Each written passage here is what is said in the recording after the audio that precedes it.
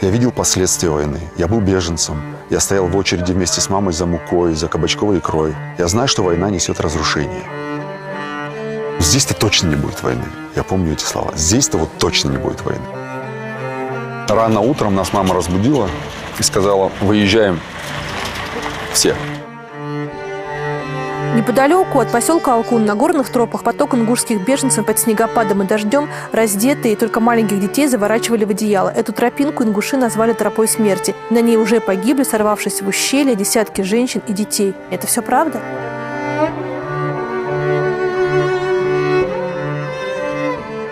Отсутствие доказательств, что они совершили преступление, не значит, что они его не совершали. На самом деле нас просто развели. Кто? Империя? Почему вы не спросили мнение людей? Он сказал: свое мнение засуньте куда-нибудь подальше. Ребят, вы не поняли, я по соглашению. Это вы подождите за дверью.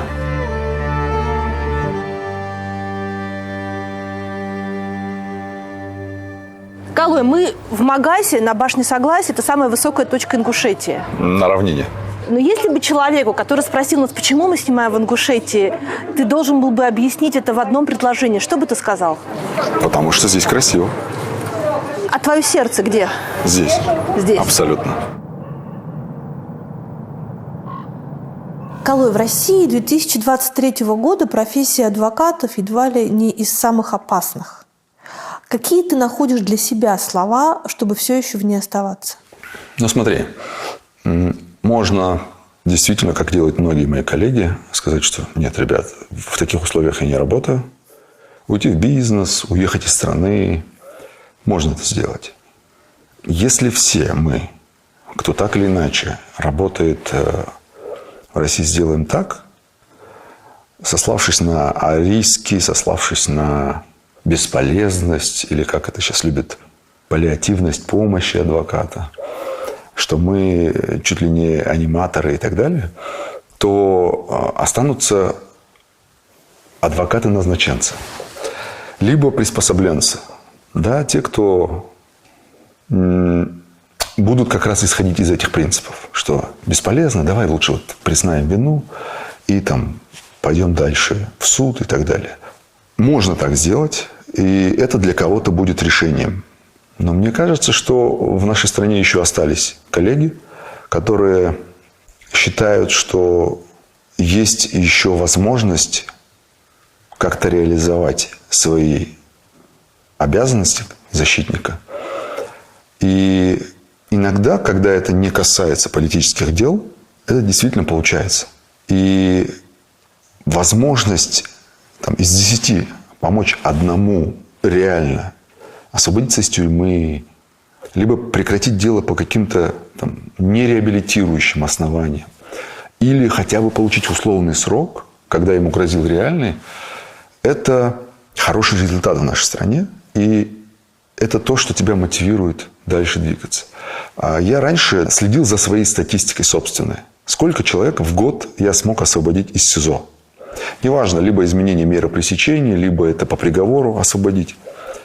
И когда в год получалось 2-3 человека освободить, я думал, да, вот это то, ради чего я работаю. И в один год у меня за весь год, это был, по-моему, 20-й, из моих клиентов никто не вышел. И я такой, да, это как-то не очень. Но, думаю, еще осталось 3 недели до конца года, буду работать. И 24 декабря мы освободили человека из СИЗО. И тогда, вот в такие моменты, это непередаваемое ощущение.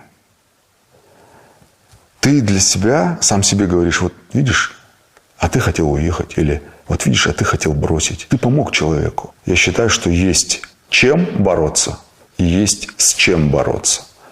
И пока это так, это вот мотивирует оставаться. Промышленная революция привела к экономическому буму в Великобритании. За 100 лет 19 века ее население выросло с 10 до 38 миллионов человек. Производство росло бешеными темпами, и по стране открывались тысячи новых компаний. Поначалу предприниматели перекладывали весь документооборот на собственных сотрудников, но со временем поняли, что часть вопросов, прежде всего финансовых и юридических, выгоднее перевести на аутсорс. Причина – особенности местного законодательства, основанного на прецедентном праве. Владельцы бизнесов хотели, чтобы их кейсами занимались опытные специалисты, уже имевшие дело с аналогичными случаями, а не сотрудники, каждый раз сталкивающиеся с новыми проблемами. Это привело к созданию частных юридических и бухгалтерских бюро по всей Великобритании. Так, например, появилась и «Большая четверка». За 100 лет аутсорс-компании отлично зарекомендовали себя. Ими пользуются предприниматели по всему миру, чтобы сэкономить время, деньги, ну и платить поменьше налогов. В России оптимизировать эти процессы тоже реально. Нужно лишь обратиться в аутсорсинг-бухгалтерию «Мое дело». Она работает на рынке 14 лет, входит в 4 крупнейших компаний консалтинга по версии REX и помогла уже десяткам тысяч предпринимателей. Работать с моим делом выгоднее, чем содержать собственную бухгалтерию. За меньшие деньги она выполняет больший объем работы, общается с налоговой, наводит порядок в финансах, готовит отчеты за сотрудников и дает рекомендации по снижению налоговой нагрузки. Категория бизнеса и обороты не имеют значения. «Мое дело» подберет специалистов под любой кейс. Причем не одного, а сразу 5. С каждым клиентом работают ведущий бухгалтер, юрист, налоговый консультант, бухгалтер по зарплате и бизнес-ассистент. Все риски застрахованы и прописаны в договоре. А если вдруг вы получите штраф по вине моего дела, то компания выплатит его за вас. Узнать больше о работе с аутсорсинг-бухгалтерией «Мое дело» можно на бесплатной консультации по ссылке в описании. А по промокоду Гордеева, не забудьте назвать его менеджеру, вы получите скидку в 25% на все услуги сервиса. Важной частью работы твоего адвокатского бюро стала еще и мобилизация. Могу ли я, пользуясь случаем, получить несколько бесплатных консультаций для тех, кто нас смотрит? Во-первых, каждому ли человеку мужского пола в России угрожает мобилизация? Как тут человек должен для себя определить, ему можно еще здесь оставаться или нужно уже уехать? Ну, давай представим себе, что завтра там объявили мобилизацию. А ее и не отменяли, по-моему? Ну, совсем объявили, в смысле, не частичную, не прекратили призыв к мобилизации. А вот вообще, если исходить из нынешней редакции закона, то есть определенные категории, небольшие категории граждан, которые освобождены от этого.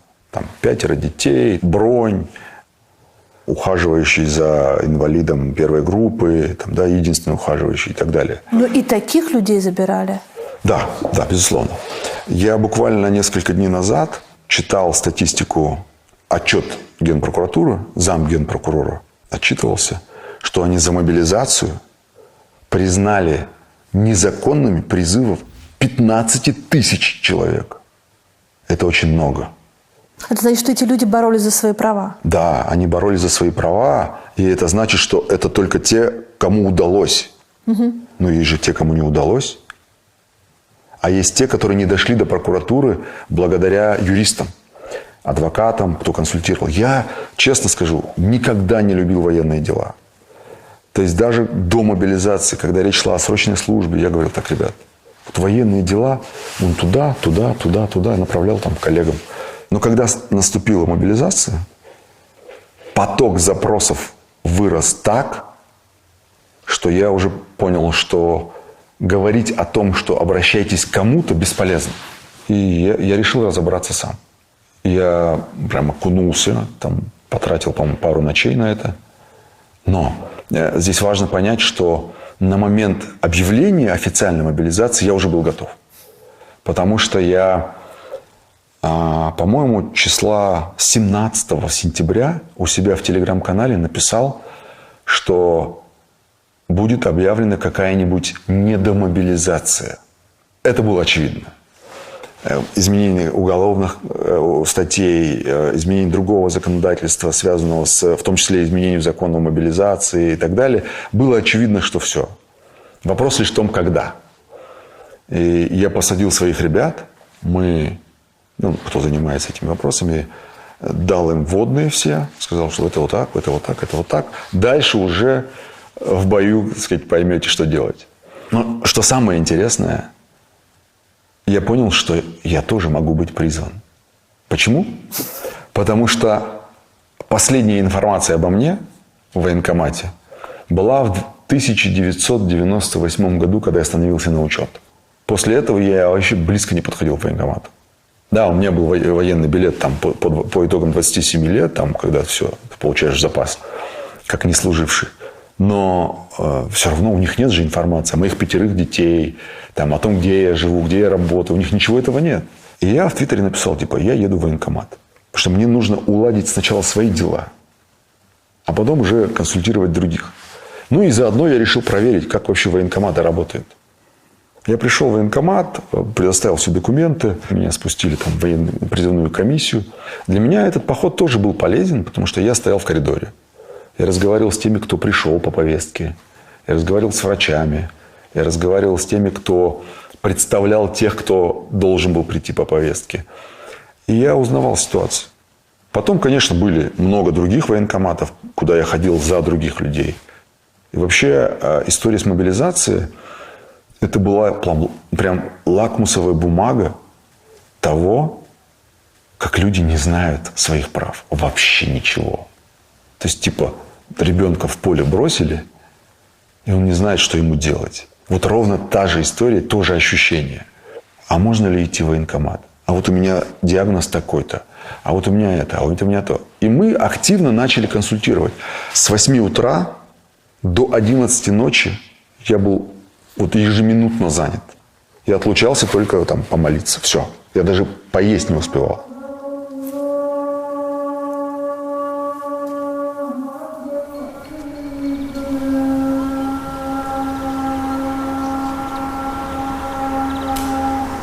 И уже, когда все разогналось, мы уже наладили все.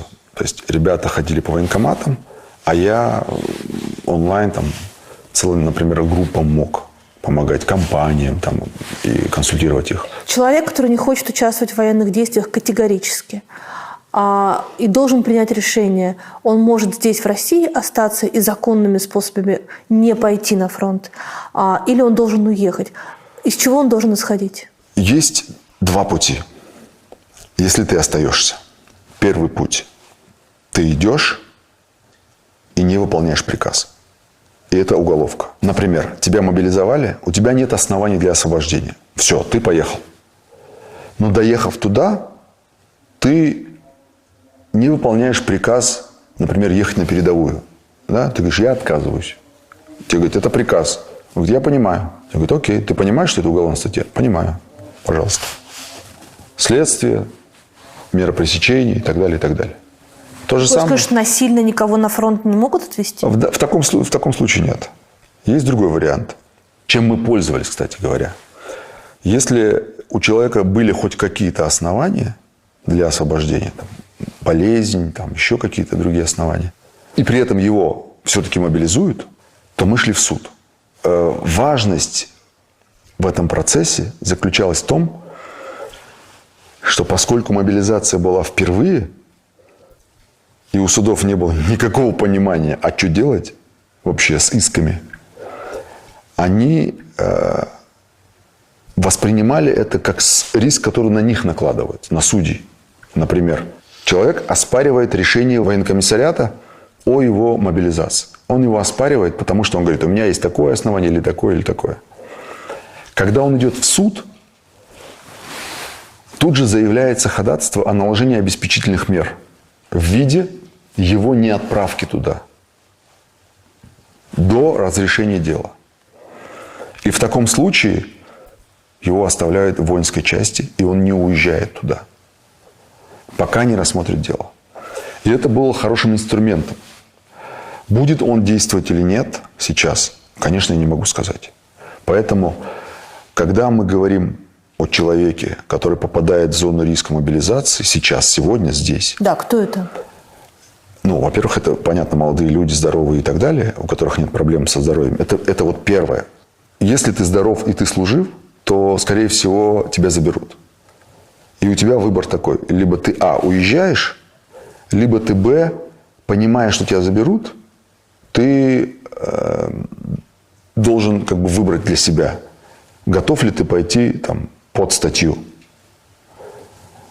Бегать от мобилизации долго, мне кажется, не получится. Да, что по этой статье можно получить? Невыполнение приказа в воинской части – это до 3 лет. Там, если это происходит уже там, на линии фронта, ну, то есть, где проводится, да, то там до 10 лет. Потому что эти изменения были внесены как раз перед мобилизацией, и это тоже был как бы сигнал, что мобилизация будет. Адвокатская деятельность по помощи людям, которые, если смотреть формально, отказываются выполнять свой долг перед Родиной. Ведь также мобилизация позиционируется? Нет. Ваша деятельность может быть наказуема? Смотри, была предпринята попытка кем-то из военных комиссариатов, то ли Москвы, то ли где-то в регионе, было высказано такое мнение, что юристы и адвокаты фактически содействуют уклонению от призыва. А Верно. Это соучастие, как бы. На что адвокатская палата Москвы, за что ей низкий поклон, сказала: ребята, вы что, никакого здесь содействия уклонению нет. Наши коллеги всего лишь разъясняют права, которые есть у людей. Ты как человек, который предсказал, как ты выражаешься, недомобилизацию, как ты видишь перспективы всеобщей мобилизации? Опять же, анализируя. Мобилизация не только показала, что все не готово к этому. Я имею в виду государство, инфраструктура, ничего не готово совершенно. Это сейчас они вот закон приняли. Электронные повестки. Да, электронные повестки, электронное дело формируется, которое автоматически. Но репутация правительства, вообще власти, после мобилизации, даже в глазах очень провластных людей репутация была сильно подмочена. И поскольку наша власть, она предполагает в первую очередь беспокойство о себе и о своих, так сказать, рейтингах, то я не думаю, что они пойдут сейчас на всеобщую мобилизацию. Это будет конец. Объясню почему. Первое. Это будет какая-то, может, 3-я волна иммиграции. Во-вторых, это будет большая проблема привлечь такое количество людей. Мы инфраструктурно не готовы к этому. Даже частично мы не готовы, не то, что там полный. В-третьих, это самое главное, это власть потеряет остатки своего рейтинга. Того доверия, которое у нее как бы пока еще есть. Потому что, когда мобилизация была объявлена, самое интересное, в феврале, когда в прошлом году все это началось, один из моих близких друзей сказал: пора Киев брать уже, что это? Я такой: что? Он говорит: да, я за, я за, чтобы Киев взяли. Я говорю: послушай, друг мой, а если завтра мобилизацию объявят, ты пойдешь? Конечно, пойду. Ничего себе. А это был как раз, когда Путин выступил, что будут воевать только там контрактники и так далее. Я говорю: окей, ладно, все. Я перестал с ним общаться, но я узнал, что после объявления мобилизации он уехал в Армению. Это тот человек, который мне говорил, что он пойдет по мобилизации служить. Абсолютно здоровый, мой ровесник. И я думаю, он смотрит сейчас нас. А ты хотел бы, чтобы он смотрел? Да, конечно. Потому что ты не должен желать другим того, что ты себе не желаешь. Это касается всех аспектов жизни. В том числе и захвата Киева и все остальное. Это граница между Ингушетией и Осетией. Формально она проходит чуть дальше, но проверки проходят здесь. Мы его называем границей между Мексикой и Америкой. Потому что там также потрошат все, и сумки, и все остальное. То есть это ощущение того, что это разные земли, разные территории, оно сохраняется? Оно сохраняется условно, потому что, например, тот же пригородный район, который вон отсюда виден, там есть села, где большинство живут ингушей. до сих пор. После 92 года многие вернулись там, куда можно было вернуться. А там, где вернуться уже нельзя, например, как в моем селе, естественно, не вернулись. Это поселок Южный. Дальше где-то метров 100 от шлагбаума начинается как раз село Чернореченское. Там, где я вырос, и там, где был дом моего отца и моего деда и так далее.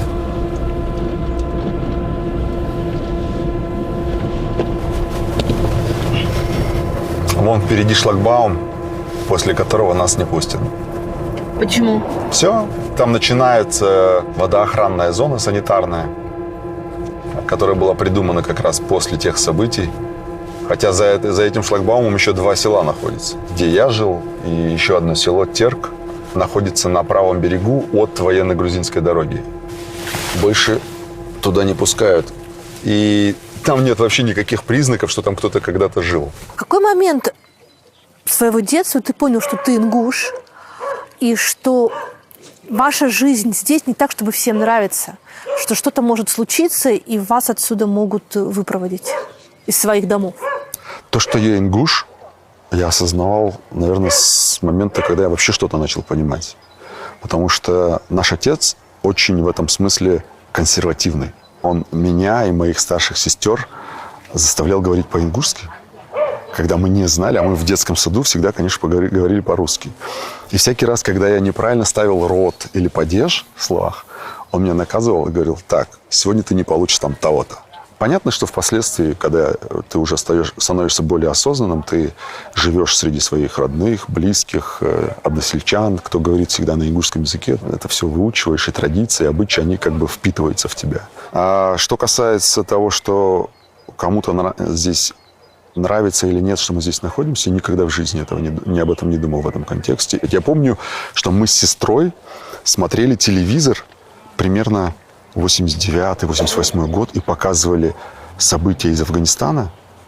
И мы думали, чего людям не живется, почему всегда война. Но здесь-то точно не будет войны. Я помню эти слова. Здесь-то вот точно не будет войны. Что происходит в вашей жизни? Понятно, что есть какое-то течение исторических событий, то есть июнь 92 года, когда было объявлено о создании Ингушской республики, и дальше наступает октябрь 92 года, когда начинаются настоящие боестолкновения здесь.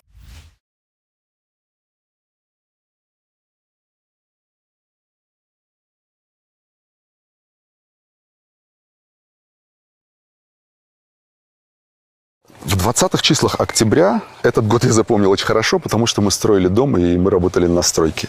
То есть дети. И Тебе в 92 году сколько лет? 11 лет.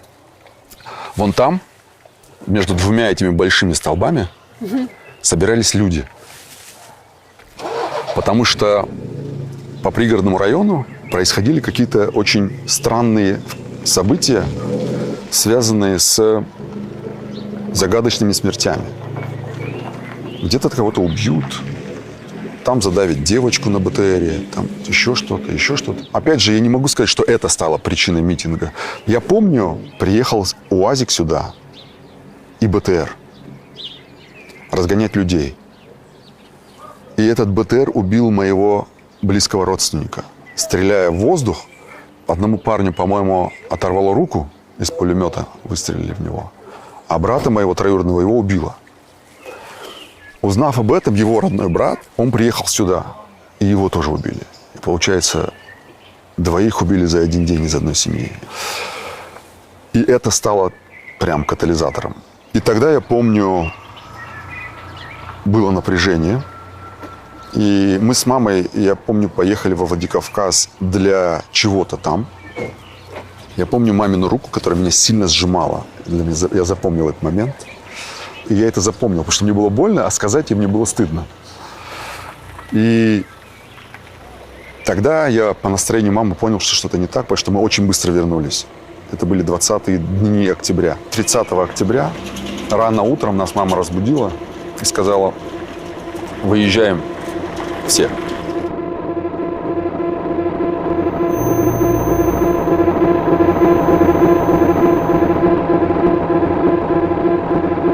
Мы выехали вот в чем были. Так, что там, через 2-3 дня мы вернемся. И все. И мы не вернулись больше никогда. Вообще никогда? Вообще. Вот здесь находится военный городок Спутник. В 92-м году, когда началась вся эта история, там жила моя тетя, папина сестра. И она там просидела 3 ночи в заложниках. А потом вывезли их уже под флагом российских войск. А еще я помню, когда в Карбулаке появились первые видеоклубы, где можно было смотреть видеокассеты.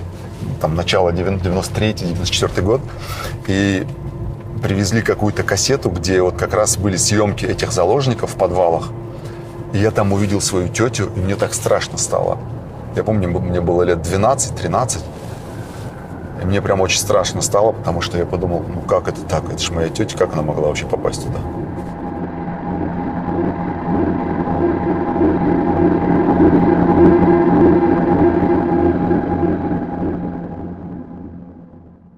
Какие были вкусные в этом магазине рулеты. Мы с мамой покупали постоянно. Постоянно напротив в магазине были только овощи и фрукты, и все. И мы там их постоянно покупали. Сначала там всякие сладости, вкусности, потом овощи там. Там же автобусная остановка, и мы туда. Отсюда до твоего дома, то есть пешком, сколько было бы? Я думаю, минут 20. Сейчас там вообще ничего нет? Вот такой пустырь. Вот какой мы видим впереди, вот такой же пустырь там и дальше. Хотя там было... Домов было сильно больше даже, чем здесь. И дома были сильно, новее, потому что люди строились. Там было целое поле, где было новостройки просто. А сейчас там никаких признаков жизни вообще. То есть даже бетона не осталось. Мы отсюда на пазике, я помню, автобусе, выехали в Джейрах.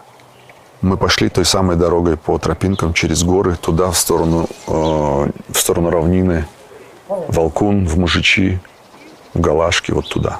Я нашла, когда готовилась, заметку из «Коммерсанта», и там пишут, что неподалеку от поселка Алкун на горных тропах в Ингушетии мы видели поток ингушских беженцев из Северной Осетии, не прекращающийся со 2 ноября. Люди шли днями и ночами под снегопадом и дождем, раздетые, и только маленьких детей заворачивали в одеяло. Эту тропинку ингуши назвали тропой смерти. И на ней уже погибли, сорвавшись в ущелье, десятки женщин и детей. Несколько десятков мирных жителей погибли от переохлаждения. Это все правда? Да, абсолютно правда. Там стоит памятник сейчас тем, кто переходил через этот перевал. Один из них – это я. Мне было 11 лет тогда. Я и мой младший брат, которому было тогда 6 лет. Сколько дней вы шли? Меньше суток. Но мы шли довольно быстро, потому что у нас не было больных на носилках. Там были такие. У нас не было багажа, как стало очевидно. И мы были отданы самим себе. То есть нам сказали, вот тропа, идите. А куда вы шли? Мы шли на равнину. На равнину сюда, в сторону Сунжинского района Ингушетии. То есть получается, что вы вот сюда не могли выйти, и вы должны были обойти через горы, на самом деле, чтобы прийти почти в ту же точку. Абсолютно. По-другому нельзя было, потому что если ты приедешь сюда, ты попадешь в заложники. Ты попадешь в заложники, и тебя убьют. То есть выбор очевиден был. Нас вывезли из Джейраха, когда в огород моего дяди, где мы оставались, прилетел снаряд. Кто стрелял? Осетины оттуда. И тогда нам сказали, что детей и женщин нельзя оставлять. Мы там ночевали, это был очень интересный момент. Мы ночевали в каком-то, что-то вроде курорта советского времени. И нас человек 10-15 поместили в комнату, где-то квадратов 15. И мы там кучковались все. И мы все были голодные. И кто-то начал печь лепешки. И мы услышали запах лепешек. И нам занесли, там, по-моему, 2 или 3 лепешки горячие. Это были самые вкусные в моей жизни лепешки, потому что нам так всех на куски руками поделили всем. Мы спали все на полу, переночевали там. И на утро, рано утром, это было потрясающее утро, потому что звезды еще были. И мы ехали в грузовой машине высоко в горах, и облака были под нами. Потом, когда мы доехали до места, где уже машины не могли проехать, нас выгрузили всех и сказали, вот, пожалуйста, туда. Но надо отдать должное, с равнины молодые ребята, практически жертвуя собой, шли вперед, навстречу нам.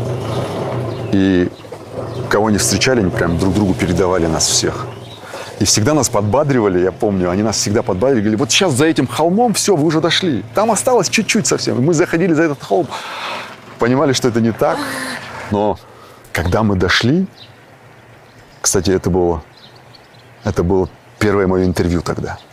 Подошел какой-то корреспондент, я помню, и начал мне, 11-летнему пацану, задавать про то, что я думаю про Бориса Николаевича Ельцина. И я сказал, что я считаю, что это человек, который нас обманул. Каким образом? В 1992 году,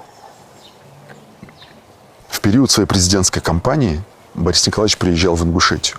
Угу. Он приехал в Ингушетию, и вот это знаменитое «Салам алейкум, ингуши», «Я знаю вашу боль», и, естественно, все поверили. А когда все это случилось, помимо всего прочего, это еще было разочарование. Очередное разочарование.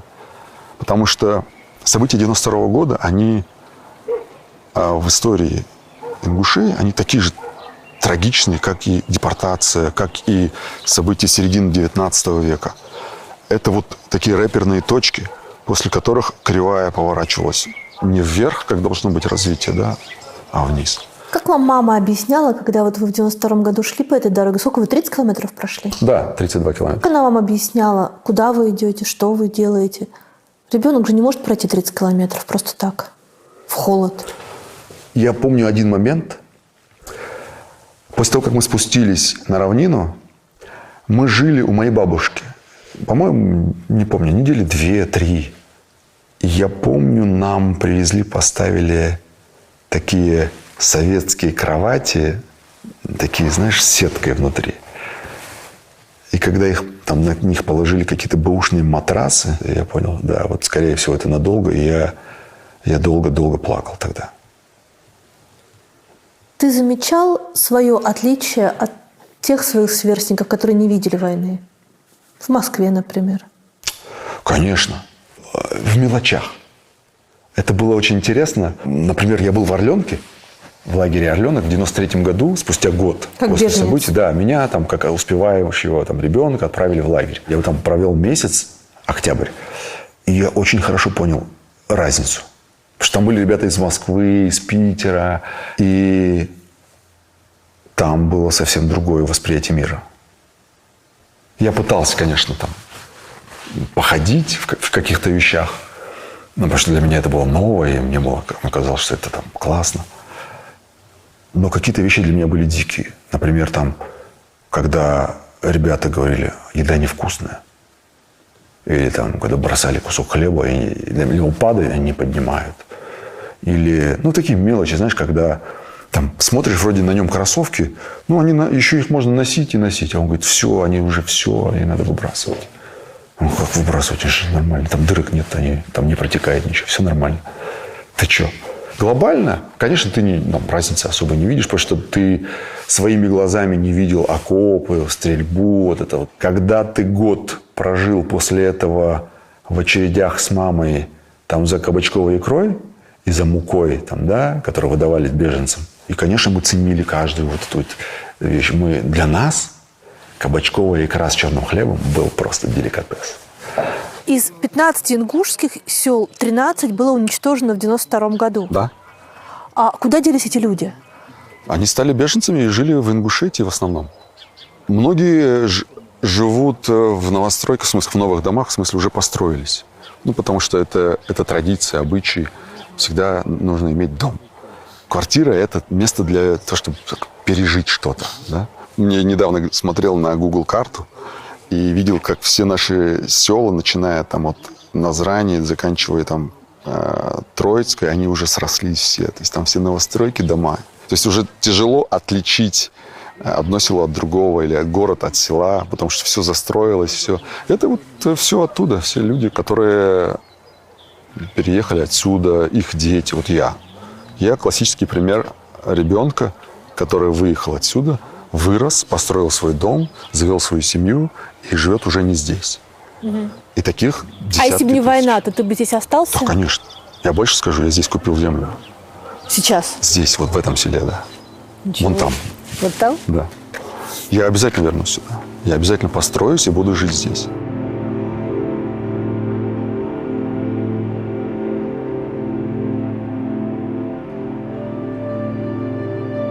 Я могу сейчас закрыть глаза и помнить каждую ямочку на дороге у себя. Каждый вот этот ручеек. Я помню их прям, вот где какая. Можно с закрытыми глазами проехать, помните все. Настолько... потому что мы не сидели дома. Мы пасли овец. Мы, признаюсь сейчас, воровали баранов у чабанов, которые проходили из Грузии в Дагестан и обратно. Мы мылись в реке. Мы готовили на костре. Мы там... яблоки, сливы, везде через забор лазили, там по нам стреляли из соли. Ну, как обычно, в общем, все. Кто и каким образом объяснил тебе, почему это кончилось, почему вы больше никогда не увидите свой дом? Я думаю, что мой отец, который, как никто другой, мог мне это объяснить, он сам до конца не верил в то, что он никогда не увидит больше этот дом. И, возможно, поэтому не было этих глубоких разговоров на эту тему. Да, мы понимали, что случилась трагедия. Нам даже не надо было объяснять, мы все понимали. Мы понимали, что вряд ли в ближайшее время мы туда вернемся. Но вы понимали, что в вас стреляет народ-сосед? Да, мы понимали. К сожалению, это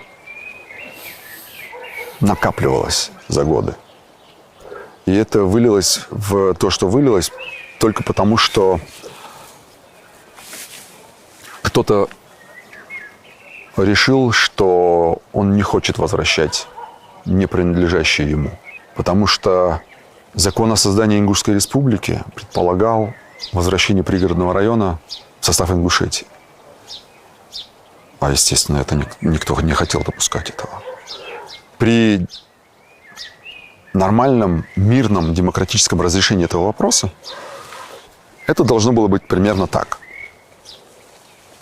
Есть население пригородного района, там проводятся выборы, и говорят: ребята, вы хотите остаться в составе Осетии, или давайте, вот у вас есть право быть частью Ингушетии, потому что это исконно ингушская земля. Проводятся выборы, подсчет голосов, да, значит да, нет, значит нет. Хотя, если следовать прямо закону, там даже этого не требовалось. Калой, прости, но какая глобальная разница, чья это территория, если все равно это все Россия? Хороший вопрос. Этот вопрос я слышу всякий раз, когда возникает вопрос про споры территориальные. На Кавказе земля имеет очень важное значение. Как твоя собственная земля в виде участка земли, так и земля, принадлежащая там народу, республике и так далее. То есть это важно, чтобы про эту землю точно было известно, что это наше. Да, я абсолютно понимаю. И за это люди готовы отдать жизнь. Люди не были готовы тогда отдавать свои жизни. Они вынуждены были это сделать. И я не считаю это правильным сейчас. Потому что в моем понимании важно не то, что ты готов отдать жизнь за землю, а важно то, что ты готов сделать, живя на этой земле. Потому что сейчас, на мой взгляд, земля, она принадлежит тому, кто на ней живет. Вне зависимости от юрисдикции. Население Ингушетии, оно растет. В год по 8-10 тысяч человек. Население Осетии, по-моему, даже у них отрицательная селекция. Через 30-40 лет все равно в пригородном районе будет больше ингушей. Поэтому надо определиться. Потому что рисков, что это может повториться, очень много. А ненависть? Ненависти нет. На самом деле нас просто развели во всех смыслах этого слова. Кто? Империя, конечно. Пресловутый принцип «разделяй властвуй». Форпост России на Кавказе. Любимчики, не любимчики. Это история, посеянная политиками. И люди, естественно, вирусно воспринимают вот эту демагогию про то, что ингуши напали на нас ночью, когда мы спали. Или да там это не ингушские села, там казаки жили до них, это казацкие села. Или они все время били нас ножом в спину. Или после 92 года был такой популярный среди местного осетинского населения, опять же его внедрили политики, тезис о невозможности совместного проживания с ингушами. Сейчас Это назвали бы фашизмом, наверное, да. Это и есть фашизм, по большому счету. Но это было. И все эти истории, связанные с разделом нас на хороших, плохих, на добрых и бандитов, на национальности, это все такой хороший инструмент управления. Вот у нас хороший регион. Это такой нехороший, но вот мы между ними что-то посеем, и они будут в тонусе держаться оба. Не между собой договариваться, а к нам обратятся. Вот это кладбище, ингушское кладбище. Видишь, вон на входе слева разбитый камень. Да, вижу. Там стоял памятник репрессированным сталинской депортации. Потому что многие, кто вернулись оттуда, похоронены здесь. Здесь похоронена моя бабушка. И рядом, видишь, перед ним черный камень, уже новый стоит. Да. Это я поставил. Потому что для меня важно, чтобы эта память, она сохранилась. А этот камень разрушили ровно в 92 году, когда начались эти события здесь. Мы знаем, кто. Мы не знаем, кто конкретно, но, очевидно, не ингуши. Ты помнишь тот момент, когда вы впервые смогли туда вернуться и увидеть, что стало с вашим домом? Да, помню. Это было относительно недавно. Я узнал двор по 2 березам, которые у нас росли во дворе. Мой дед их в свое время сажал. И я по ним сориентировался примерно, где стоял дом, где заканчивался наш забор, где начинался забор моих родственников, которые рядом жили. И потихонечку я как бы нащупал примерно дом, а потом закрыл глаза и все восстановил. Как это было. То есть там вообще ничего нет? Там ничего нет. Там нет даже фундамента. И получается, что у вас нет личных вещей? Ничего. Фотографии из детства? Те, которые остались у родственников, которые жили в Ингушетии. А так нет, не осталось. Ничего. Когда говорят о том, что во время событий октябрьских 92 года было утрачено до 90% исторических ценностей ингушского народа, и материальный ущерб составил около 20 миллионов долларов. Это о чем говорят? О ваших личных вещах или о каких-то исторических, культурных ценностях, которые невозможно восстановить? Смотри, Катерина, здесь жили люди, которые вернулись из высылки. То есть с депортации 44 года. В 57-9 годах сюда начали возвращаться люди. И мой дед со своей семьей один из тех, кто вернулся сюда. Угу. До высылки у него там был дом, и в этом доме жили другие люди. И мой дед, который, естественно, за многие годы в Казахстане что-то там нажил, все продал, приехал сюда, и он предложил эти деньги, это было X2 примерно к стоимости дома, тем осетинам, которые жили в этом доме. А жили осетины? Да. Они сказали нет. Папе было примерно лет 16, и он увидел свою маму, возвращающуюся в слезах и с надорванным халатом, который был на ней. А потом он узнал, что она плакала, потому что она ходила в тот дом, где они жили с моим дедом, и просила у тех жильцов, которые там жили, сорвать фруктов для детей. А эти деревья она сажала до высылки с моим дедом.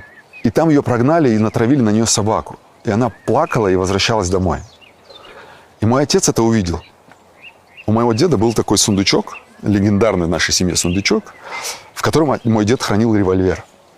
С навесным замком такой. Ну и мой отец был такой хулиганистый товарищ, и он вырезал дно. И всякий раз, когда ему нужен был револьвер, он брал его. Он залез на одно из этих деревьев. И в доме были винные бочки у тех, кто там жил. И он начал стрелять в эти винные бочки через стекла, разбивая стекла. Из револьвера отца был шум, милиция, там дед мой пошел на переговоры с ними. В итоге там договорился, понял, что это отец сделал. Но после этого случая жильцы съехали оттуда. И дед смог заселиться в этот дом обратно. И этот дом стоял до 92 года. Я думаю, что я примерно поступил бы так же, как и поступил мой отец в этой ситуации. Ну, я точно бы не дал бы им там жить, потому что они обидели мою мать.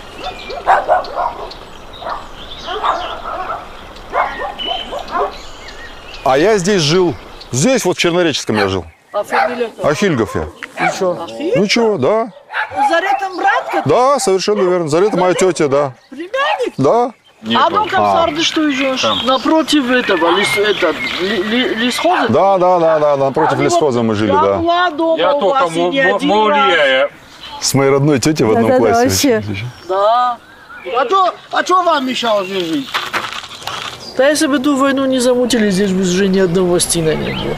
Все бы ушли. Во многих интервью ты говоришь, что тебя назвали в честь героя из «Тьмовиков», но иногда кажется, что как будто бы тебя назвал сам писатель Идрис Базаркин, и как это было? Не как будто бы. Меня назвал Идрис Базаркин. То есть он пришел и сказал, этот мальчик будет колой. Да, именно так. Он передал это через моего отца. Он видел тебя хотя бы? Вот они сидят за столом Так. и говорят: Идрис, у Салима сын родился. Он говорит: серьезно?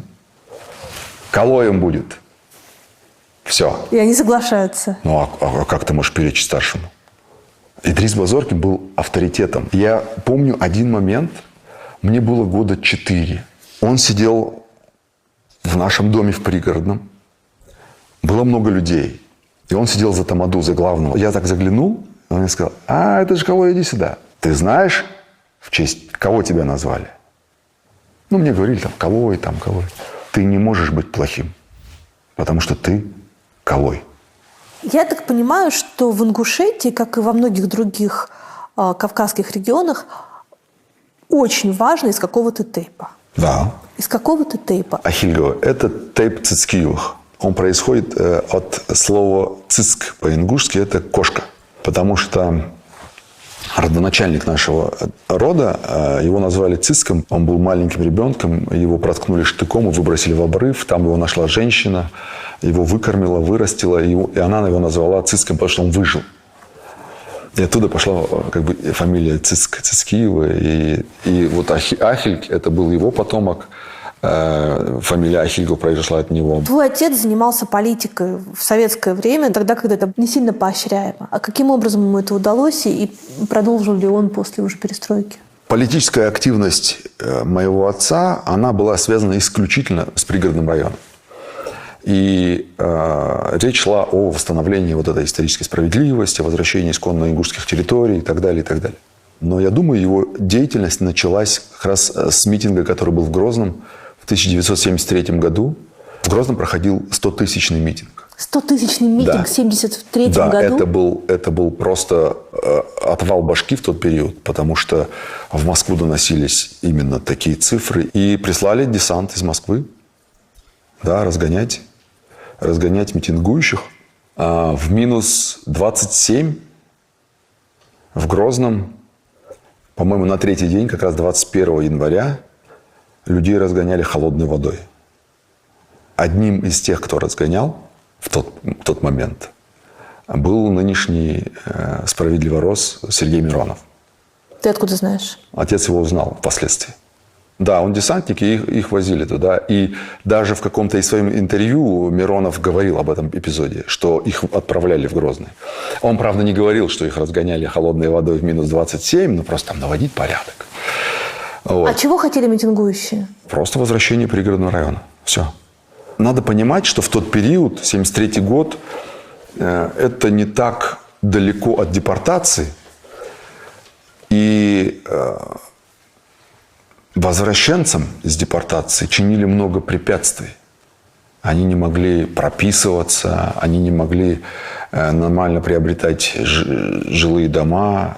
Все, что можно было использовать с точки зрения административного ресурса, оно использовалось. Что спровоцировало события 1973 года? Спровоцировало несправедливость, потому что когда восстановили Чечено-Ингушскую ССР, все территории, которые были розданы при ее ликвидации, они были возвращены. А осетинские земли вообще не вернулись в лоно Чечено-Ингушетии, то есть переданные осетинам земли. И, естественно, возникал вопрос, почему дагестанцы вернули, там, грузины вернули, там, Ставрополе вернуло, а пригородные осетины не возвращают. Интеллигенция чечено-ингушская направляла делегации, пытались все это разрулить, как-то вот объяснить, что это важно и так далее. А у нас же всегда так, да? Сначала тебя не слышат, а потом ты выходишь на площадь, и тогда только тебя слышат. Хотя выйти на площадь – это нормальный, законный инструмент. Ну, не в 1973 году. Ну, даже не в 2023. И не в 2023. Да. Митинг запомнился, потому что это был, наверное, самым большим, или акцией протеста, можно назвать так. В советское время это было просто неконтролируемое и неорганизованное государством единственное, наверное, мероприятие такое, где было 100 тысяч человек. Отец оказал на тебя влияние? После этого митинга 1973 года он встал на учет КГБ, и все. И жизнь его пошла наперекосяк, потому что он в месяц раз он ночевал в Кутузке. Пытались вербовать его, пытались там это, то. В итоге потом его посадили на 5 лет. В общем, он был заготовителем овощей во Владикавказе. То ли КАМАЗ помидоров испортился, то ли еще что-то было. И, в общем, это взяли за основу как причину, чтобы его посадить. Его посадили на 5 лет. Потом он вернулся и уже работал во Владикавказе. Они вместе с другими своими там земляками, те, кто как раз вырос в депортации, да, кто видел всю эту несправедливость, они вместе уже работали в Москве над тем, чтобы создать свою республику. Каким образом на тебя уже взрослого человека и на целое ваше поколение повлияло то, что детьми вы видели войну, и детьми вы лишились права жить на своей земле? Первое, почему я сегодня выступаю против войны, это то, что я видел войну. Я видел последствия войны. Я был беженцем. Я знаю, что война несет разрушение. И война несет не только разрушение инфраструктуры, но и разрушение судеб людей. С тех пор, как мы пережили 92 год, а потом мы еще сразу увидели 94 год в Чечне, мы видели беженцев, мы принимали их, будучи сами беженцами. Представьте себе 300 тысяч населения и еще столько же беженцев. Вдруг из Чечни, и там сколько, 70 тысяч беженцев отсюда, с пригородного района. Это была гуманитарная катастрофа. Я не хочу этого видеть больше. Страх это может быть. Нежелание вспоминать те условия жизни может быть. Я уже не говорю про трупы и все остальное. Это, понятное дело, это естество. Поэтому уже в сознательном возрасте ты понял, что ты не хочешь этого больше. Никогда и нигде. Это самое главное. А в армию ты ходил? Я не ходил принципиально. Именно из-за событий 92 года. Потому что именно армия российская шла впереди и по указанию банформирований указывала на ингушские дома и говорила: вот это ингуши, туда. Они подходили к воротам вот таким и белыми красками писали «ингуши». И все, и туда бомбили. Потому что невозможно же было отделить. Да? Не было зеленых ингушей и красных осетин, и наоборот. А вот жили все вместе здесь. Вон, там жили Доскиевы, там жили Куштовы. Но они жили вот здесь осетин, здесь ингуш, здесь осетин, здесь ингуш. И невозможно было, тем более, когда ты приехал в составе армии, и тебе говорят: а куда? Сюда. И местные все подсказывали. Куда стрелять, кому стрелять. Как так получилось, что российская армия приняла сторону осетин? Первое и самое главное, то, что у осетин на момент начала конфликта была организованная государственная структура управления. Было правительство, был там президент Галазов, военные подразделения, милиция была, ОМОН был свой и так далее, и так далее. Чего не было в ингушей на тот момент. И это сыграло самую важную роль, потому что когда приезжали сюда Хижа, Гайдар, единственные, кто здесь имел прямое отношение к федеральной власти, это были местные власти Осетии. Административный ресурс, он сыграл решающую роль здесь. То есть получается, что государство в национальных тонкостях не разбиралось? Вообще. Сколько раз потом в действиях империи тебе виделась похожая история? Очень много раз. Приднестровье. Классическая такая же история. Опять же, здесь принцип «разделяй власть». Нагорный Карабах. Та же история, абсолютно. Я думаю, что такие ситуации меняются, когда меняется контекст геополитических задач.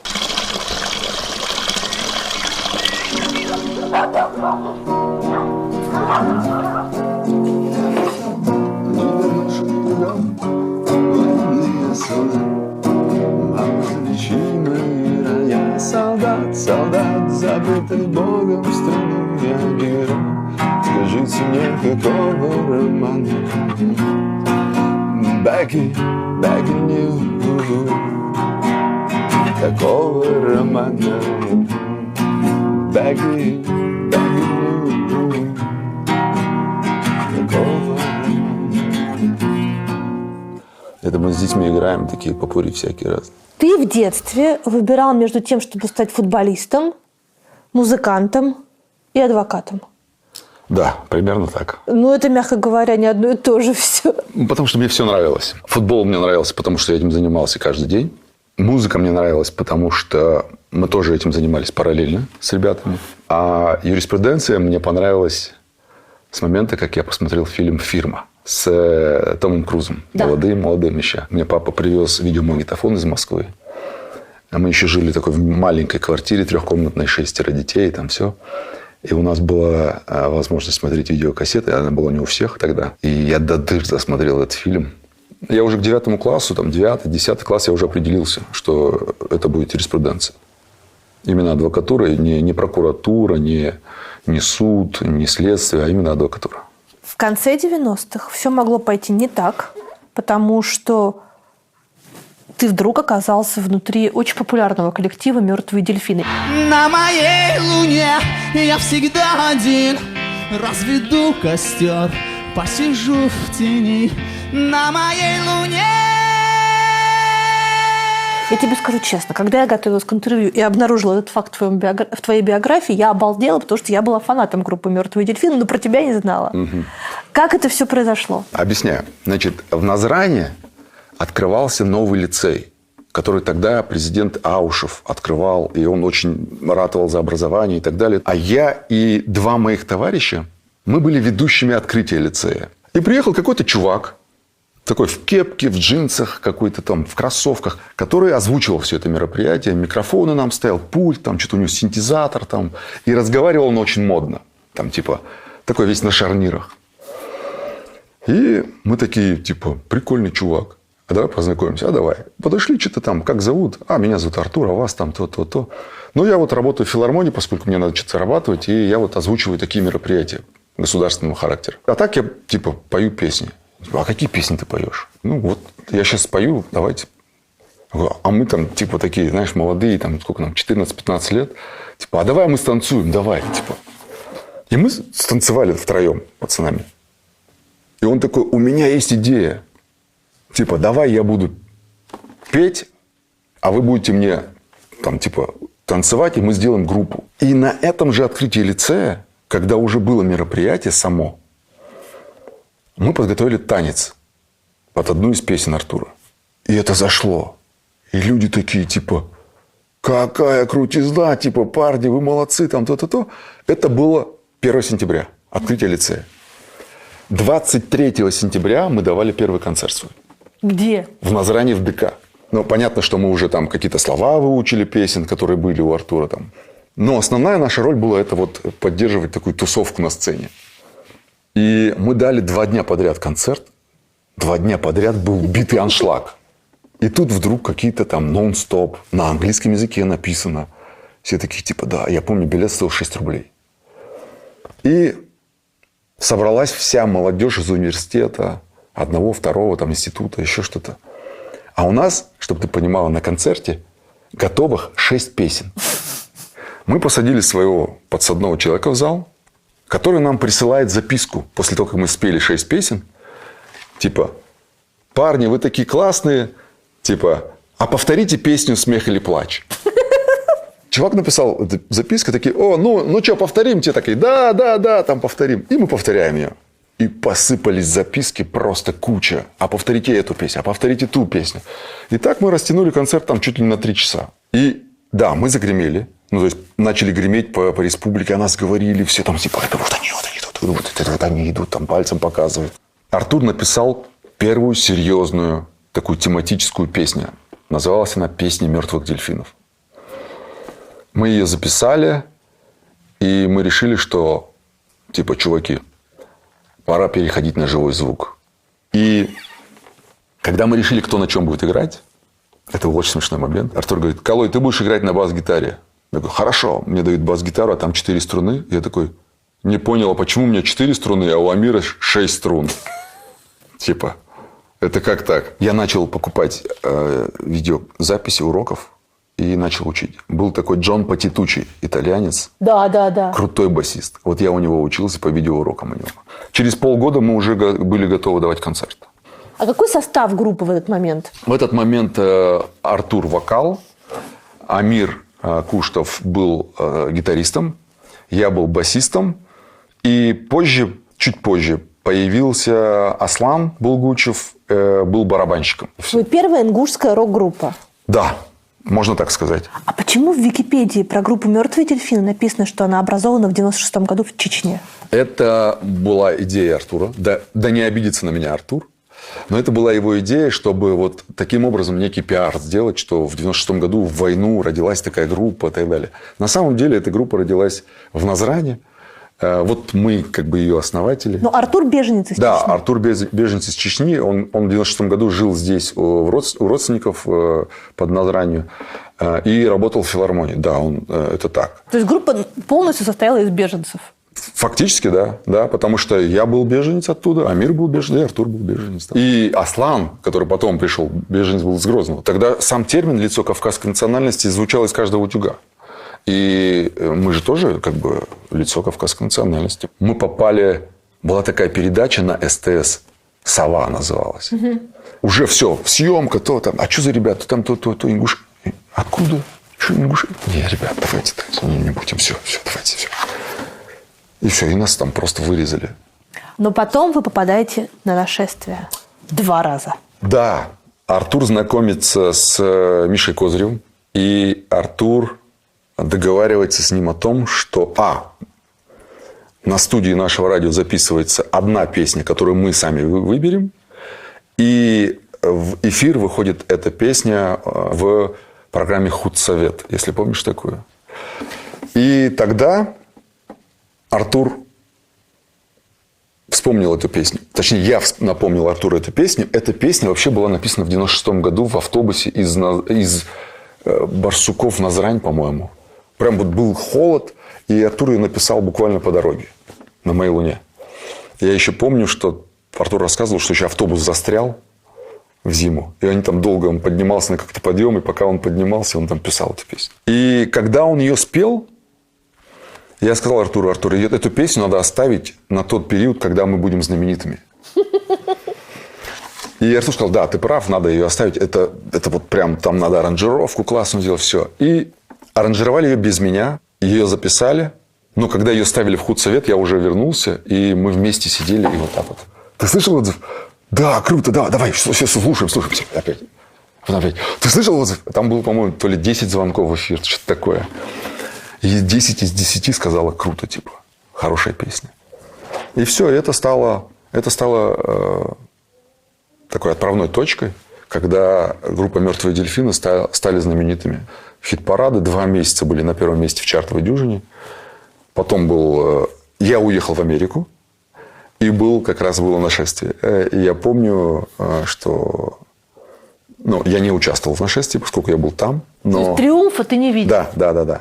Я был дико счастлив. А локти ты не кусал? Не, вообще у меня не было этого. Я просто был дико счастлив, и я всем, кто со мной там работал в Америке, я всем им показывал, смотрите, вот это, там, Mail.ru, там, смотрите, вот это моя группа, это я, вот мы вместе все сделали, это все. Вот так вот. А не было такого, что типа, я же не попал. Не было, в общем, я не знаю, может быть, сейчас я по-другому отреагировал бы. А почему «Мертвые дельфины»-то? Это началось с той песни «Мертвых дельфинов». Это радикально поменяло наш стиль вообще в целом. Потому что до этого мы пели такие песни, типа «Пусто, пусто и темно, в этом черно-белом мире так заведено». Вот эта вся история. Типа а-ля такой мальчишник на минималках. Да? А потом мы вдруг резко поменяли стиль, и нам это нравилось. Например, песня «Мертвый город», которая была Грозному посвящена, там в припеве были строчки, которые я описал в другой песне. В целом, в «Дельфинах» сколько я был? До 2002-2003 года. И все. И когда я закончил вуз, это все уже для меня закончилось. К сожалению, были моменты, связанные с тем, кто что будет делать дальше в группе. когда уже ощутилось вот это вот... Успех, да, когда ты уже начал чувствовать, что там, типа, где мы выступаем? Между Сплинами и, там, не знаю, Земфирой. Хотя 2 года назад ты ходил на концерт Сплинов и стоял вот таким вот дрожащим голосом подпевал. Для меня эта группа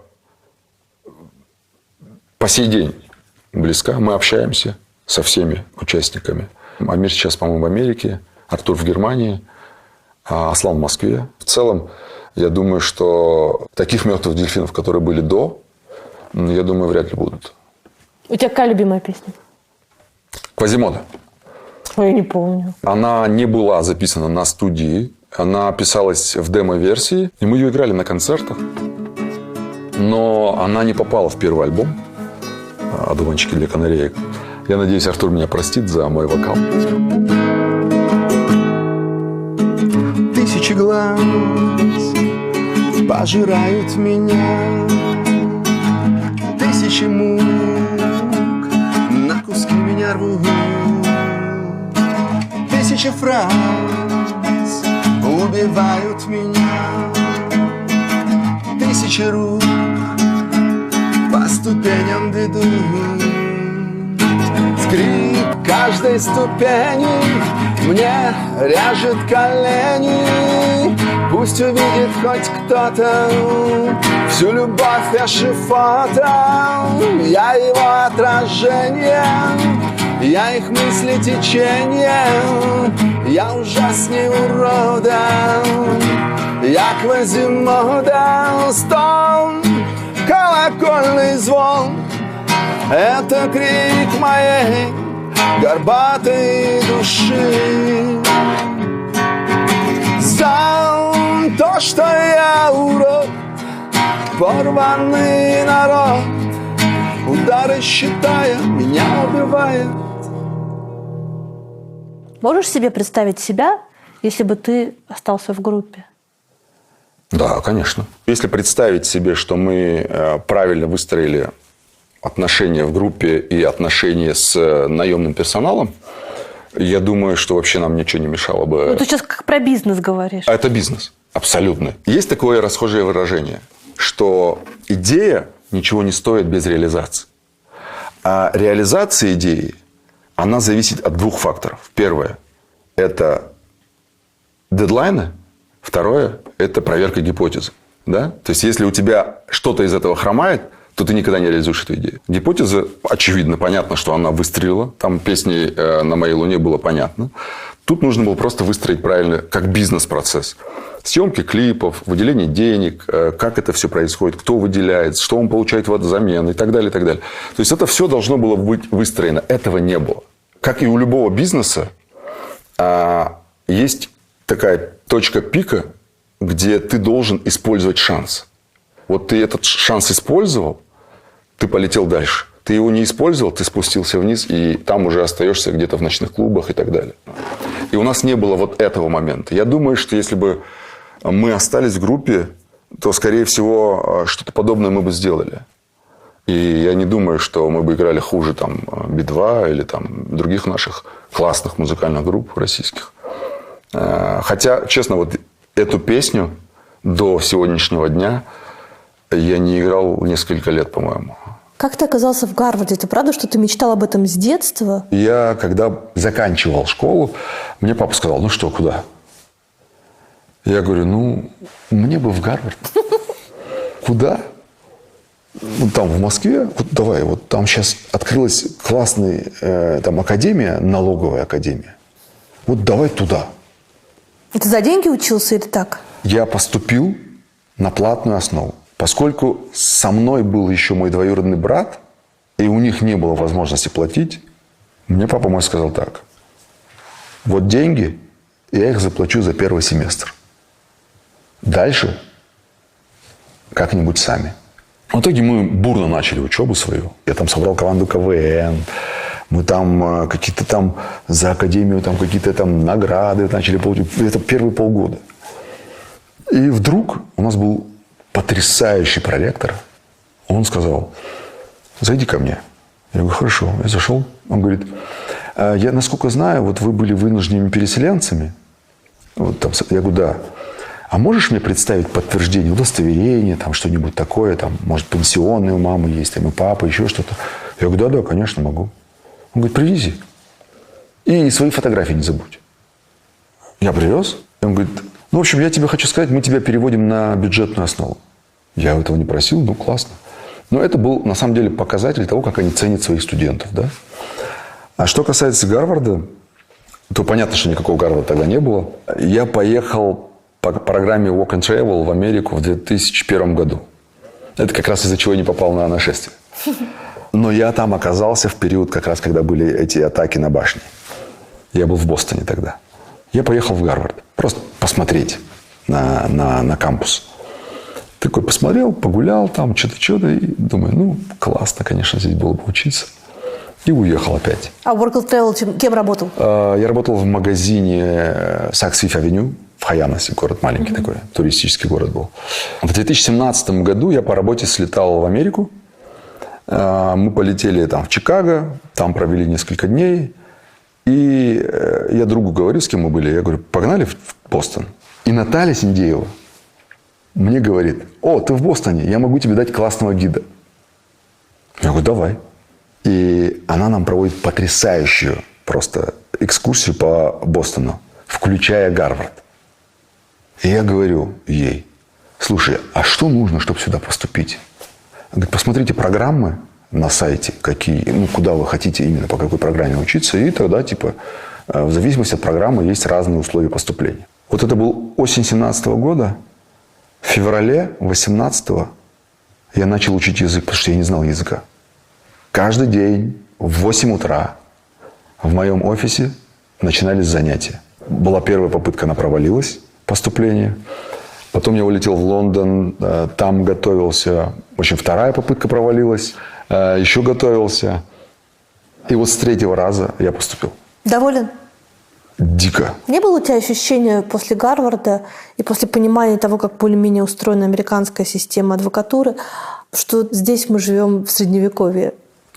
Ты знаешь, я прочитал книгу Джеффа Ракова, это судья в отставке Южного округа штата Нью-Йорк. Книга называется «Why innocent people plead guilty and guilty people goes free».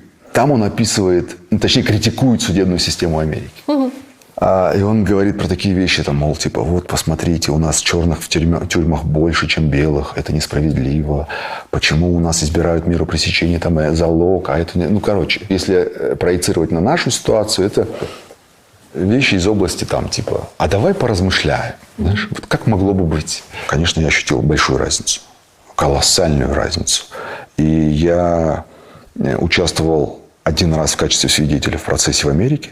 И видел, как это все работает на судах разного уровня. И я никогда не забуду, когда я стал свидетелем начала одного процесса, где был суд присяжных.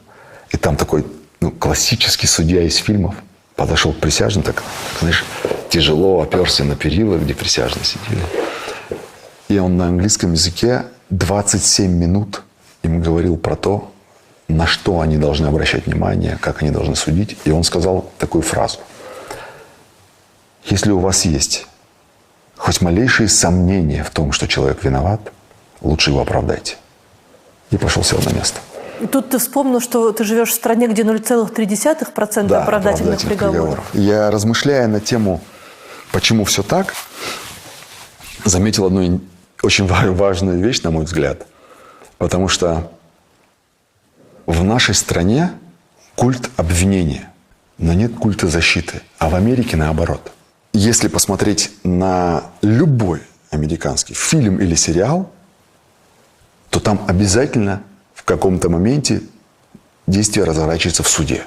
Поскольку все больше и больше людей попадают, ну, скажем так, в зону риска быть арестованными, задержанными, какие есть первые советы человеку, за которым пришли? Я, честно говоря, сама не верю, что я это спрашиваю, но мы живем в 23-м году в России, да? И это очень актуальный вопрос. Можно говорить о том, что приходит по делу, по существу, за преступление, там, а есть вещи, как вот, знаешь, написали в чат против войны, А пришли вдруг там с обыском на следующий день. Пожилая пара семейная. Они в общий чат дома в Хамовниках написали что-то против войны. А на следующее утро к ним в масках залетают, выкореживают всю дверь. В масках залетают люди, там лицом в пол, все дела, пожилых людей. А было сделано просто для того, чтобы напугать. А что с ними сейчас? Они уехали из страны. Нужно отличать просто. Когда это по существу, по делу, это одна история. Когда ты понимаешь, что это политическое дело, а я называю политическим делом все, что за пределами состава преступления. А как человек должен понять, что его дело политическое? Лучше самого человека никто не знает. И сам человек прекрасно знает, если за ним пришли по существу, по делу, за преступление конкретное, он об этом знает. И в итоге он адвокату это скажет. Очевидно, можно проследить за тем, где есть состав реальное там преступление, а где его нет, и это политическое преследование. Правильно ли я понимаю, что на сегодняшний день любой человек, который придерживается в той или иной степени антивоенных взглядов, должен в своем телефоне иметь номер своего адвоката? Ты знаешь, Катерина, в нашей стране не обязательно совершать преступление, чтобы садиться в тюрьму. Поэтому адвокат должен быть уже не только у тех, кто против войны, но и у всех, кто так или иначе занимается бизнесом, кто так или иначе имеет какие-то свои политические взгляды, гражданские позиции и так далее, и так далее. И здесь важно, конечно, иметь доступ к адвокату. Так, адвокат. Что еще? Знать свои базовые права. Это, например? На что ты имеешь право в момент задержания? Обычно есть такая практика, когда человека задерживают, нужно задержать, чтобы потом на него что-то найти, оформляют хулиганку, административку и так далее. Конечно, во всех тонкостях, в составлении протокола, что там должно быть, где какая подпись, дата, время и так далее, обычному человеку разбираться в этом, во-первых, некогда, во-вторых, он без специальных познаний не сможет это сделать. Но базовые вещи нужно знать. Как то? Поскольку вас задержали, нужно это прописать. Где вас задержали? Кто вас задержал? Да? За что вас задержали? Пусть это все будет фиксировано. Даже если там запрещают говорить, там нет. Есть оборотная страница, пустая. Прям туда. Все, что вы считаете нужным. А нужным все. Если это обыск, например, то я всегда говорю про хорошую дверь. Да? Хорошая дверь, она иногда бывает хорошим помощником адвокату. Когда вы звоните адвокату, он же где-то находится, ему надо добраться. А чтобы добраться, это время в первую очередь, которого нет. И когда приходит стучаться в дверь, откройте, иначе мы вскроем. Если хорошая дверь, то адвокат успеет приехать. Опять же, адвокат же, это же не человек, который прогонит силовиков. Но это лицо, которое зафиксирует беспредел, если есть. Чтобы дальше показать порочность этого мероприятия, показать порочность этого документа, который они составили по итогам мероприятия. Дальше это будет иметь значение. А что еще? Что передавать людям в СИЗО? Что можно взять с собой в тюрьму? Какие-то такие бытовые вещи, как писать, как находить, как искать? Человек задержан, и очевидно, что он, скорее всего, будет арестован. Да? То есть, если следователь пошел с ходатайством об аресте в суд, то то, что его арестуют, 99%. То есть, если у него нет какой-то тяжелой болезни, или он там одиночка, воспитывающий 6 малолетних детей, скорее всего, посадят. Поэтому, конечно, в таких случаях нужно рекомендовать человеку, сказать: слушай, на всякий случай возьми теплые вещи. Особенно, если зима на улице, потому что в СИЗО, поездки – это все целая история. От того, что стало возможно что-то заказывать онлайн, жизнь там проще не стала. И это тоже нужно понимать и всегда стараться использовать возможности передачи. Если есть возможность что-то передать, надо передавать. Есть возможность передать еду – передайте. Даже если онлайн заказали. Есть возможность передать одежду – надо передать, потому что тот человек, который там находится, он чувствует эту поддержку, он понимает, что он не один. Это очень важно. Это как с письмами. Да, политзаключенными пишут письма. И здесь тоже похожая история, когда ты чувствуешь поддержку снаружи. Конечно, если лицо задержано, здесь очень важно не признавать вину, если он этого не делал. И даже если сделал, важно не признавать вину сразу. Потому что Основная проблема дел всех, куда заходят адвокаты, которые как бы могли бы помочь. Человек признает вину под давлением ли, там, при бесплатном адвокате и так далее. А впоследствии он отказывается от признательных показаний. И с этим сложно работать. Я всегда спрашиваю, перед тем, как я захожу в дело, я спрашиваю, вину признавали? Если он говорит, признавали, я говорю, слушай, вот откровенно, не хочу тратить твоих денег, твоего времени, моего времени. 99%, что, скорее всего, будет то-то, то-то, то-то. Признание вины – царица доказательств. Так заложена советская система еще. А если ты потом отказался, то тебе предупреждали, когда ты даешь показания, это предупреждение, что эти показания будут использованы против вас, даже если вы от них будете отказываться. Приложение, которое ты создал и придумал, Адвокол, которое, я так понимаю, что оно может помочь вообще, в принципе, любому человеку получить адвоката в любое время суток и в огромном количестве уже регионов. Во-первых, сколько регионов? Во-вторых, как это работает? Мы нашли адвокатов пока в 70 регионах. Но... В России? Да, в России. И я думаю, что до конца года мы покроем всю карту. Была такая история распространенная, когда человека задерживали, и он терялся где-то на сутки, на двое. Типа, и звонят там родственники, близкие, друзья, типа, увезли из дома, но не знаем куда. Ничего не сказали, где не знаем. Я говорю, ну ладно, хорошо, там записал фамилию, имя, и начинаешь звонить. Дежурная часть, дежурный прокурор, там, ГУВД Москвы, начинаешь обзванивать, а где забирали, а в каком районе, смотришь отдел полиции в этом районе, в том. Пока ты его находишь, он уже признает там убийство Кеннеди, он признал, все. И смысл дальнейшей работы, он, по сути, был техническим. То есть ты сопровождал очевидный процесс там, да, признания вины, и там, за исключением там, редких случаев ничего не получалось. И мы подумали, что нужно что-нибудь такое, чтобы человек мог сообщить в момент задержания, где он и что с ним, или там, куда его отвезли. И о чем мы подумали, естественно, это гаджет. У всех есть гаджеты, и надо что-то придумать такое. И Гаджеты же отбирают.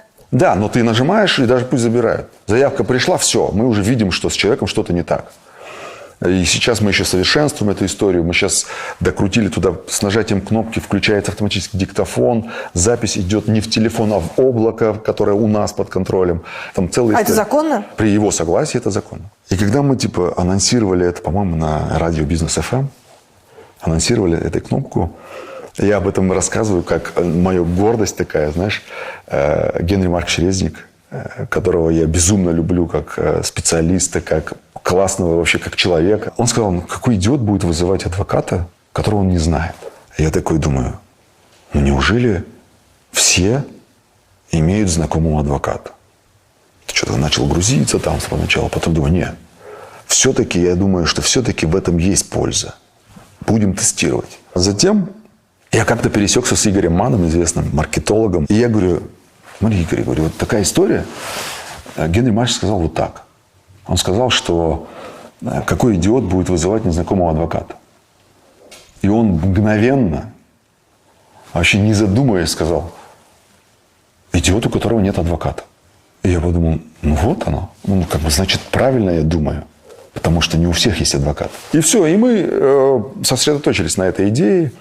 Мы ее не рекламировали, мы ее не пиарили, мы ее так сарафаном передавали коллегам, знакомым, друзьям. И вдруг один митинг с задержаниями, второй митинг с задержаниями. Наши коллеги из ОВД-Инфо уже не вытягивают по количеству обращающихся к ним людей. И кто-то где-то говорит, типа, а Адвокол, типа. И нам начали заявки падать. Вы за это берете деньги с людей? Нет, за это мы не брали. Некоторым коллегам, которые выезжали, я платил сам. Был взрыв, уже когда более или менее о приложении узнали, был взрыв, когда были навальновские митинги в январе. Даже сейчас, глядя на графики скачиваний, я вижу это вот это все. У нас было на тот момент больше 100 адвокатов. Мы не успевали, потому что митинги же были по всей стране. И мы везде подтягивали людей, адвокатов искали, там, давайте. После этого рост пошел. Я имею в виду рост пользователей, числа адвокатов.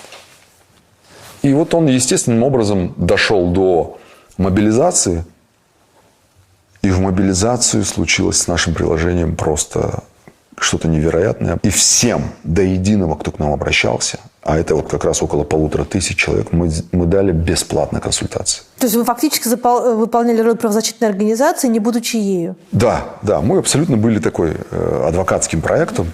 Но после мобилизации я собрал технарей, сказал: ребята, бизнес-модель стала понятной. Бизнес-модель – это подписка на ежемесячные услуги. Мы сделали, опять же, гипотезу, проверили эту гипотезу в течение нескольких месяцев, подтвердили ее, получили очень хорошую обратную связь, и все. И теперь выпустили абсолютно новую версию приложения, и она сейчас работает как часы.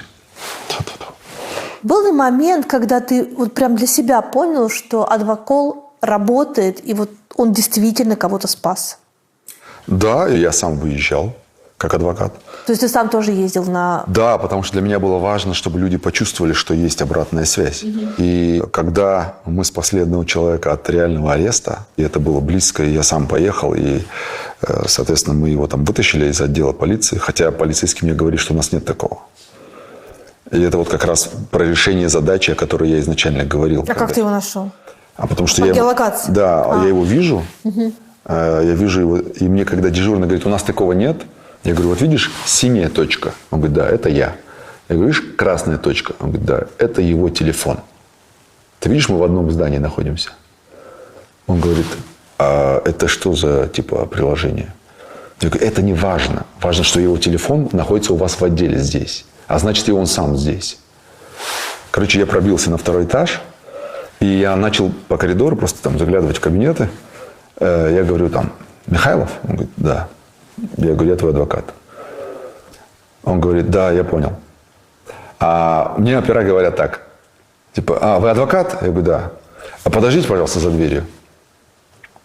А дело в том, что опера уже вызвали бесплатного так называемого адвоката. И они думали, что это я, бесплатный, которого они вызвали. А я говорю: ребят, вы не поняли, я по соглашению. Это вы подождите за дверью. А чтобы вы понимали, с момента задержания и до моего приезда прошло 15 минут. Я говорю: а как вы так быстро приехали? Ну, я ему там рассказал, что вот мы сделали такую штуку. Там, то. Он говорит: ну, слушай, ну это же, вы же нам работать не дадите толком. Я говорю: ну так в этом и смысл. Ты сейчас в разговоре с нами несколько раз произнес слово «война». Значит, ты знаешь, как защищаться в случае, если тебе будут инкриминировать произнесение слова «война». Вообще его можно или нет по закону произносить? По закону это не война, понятно. Потому что у нас все, что Роскомнадзор назвал специальной военной операцией, все оно специальная военная операция. Но, понимаешь, мы сейчас свидетели вот яркого примера избирательного подхода. Потому что кому-то, типа а-ля Соловьевым и так далее, им можно называть войну. Но в контексте своей, так сказать, пропаганды. А когда ты говоришь в контексте нашего разговора «война», почему это должно стать вдруг преступлением или нарушением? Ну, то есть это избирательный подход. Вот тот же Пригожин.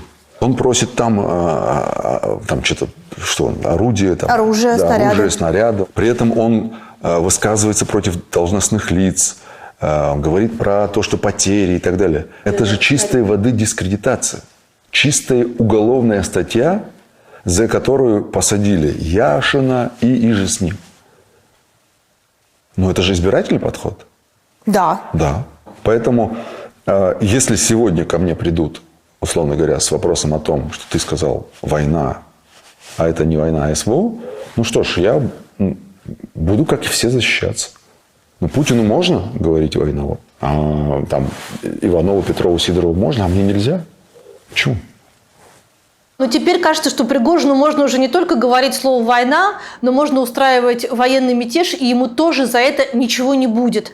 Что вообще все это было с точки зрения юриспруденции, и как теперь будут проворачивать, по-твоему, фарш назад все эти прокуроры, следователи и другие люди, которые затеивали уголовное дело, а теперь вынуждены его отменить? Ты знаешь, у нас с этого времени возникло 2 новых основания для того, чтобы прекратить такие дела. Первое основание – это уйдет в Беларусь.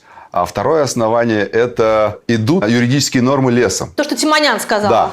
Если говорить без шуток, то, конечно, таких оснований, о которых объявила там ФСБ и прокуратура, в законе, конечно, нет. Потому что сам состав преступления вооруженный мятеж, он не считается оконченным в момент, когда мятеж состоялся и, там, не знаю, власть была свергнута. Да? Мятеж, он считается оконченным с момента а. заявления о том, что мятеж начался, б. с началом активных действий. С другой стороны, мы знаем, что есть люди, которые погибли в ходе этого мятежа, и это тоже состав преступления. Может быть, даже не вооруженный мятеж, а убийство и так далее. При этом мы сегодня знаем, что есть погибшие летчики. Известно, что и губернатор одного из регионов, где эти события происходили, признал, что да, погибли летчики, там окажет помощь семьям. Это же тоже подтверждение того, что действительно погибли люди. Поэтому не важно, что они напишут в постановлении либо об отмене возбуждения уголовного дела, либо о прекращении уголовного дела. Важно то, что это решение будет соответствовать исключительно политическим решениям руководства страны, но никак не закон. А как они будут это реализовывать? Ну вот есть же там следователь, который расследовал, есть прокурор Краснов, который вообще, по идее, обязан за всем этим следить, и который себя позиционирует как максимально честный человек, придерживающийся буквы закона. Что они должны будут технически делать?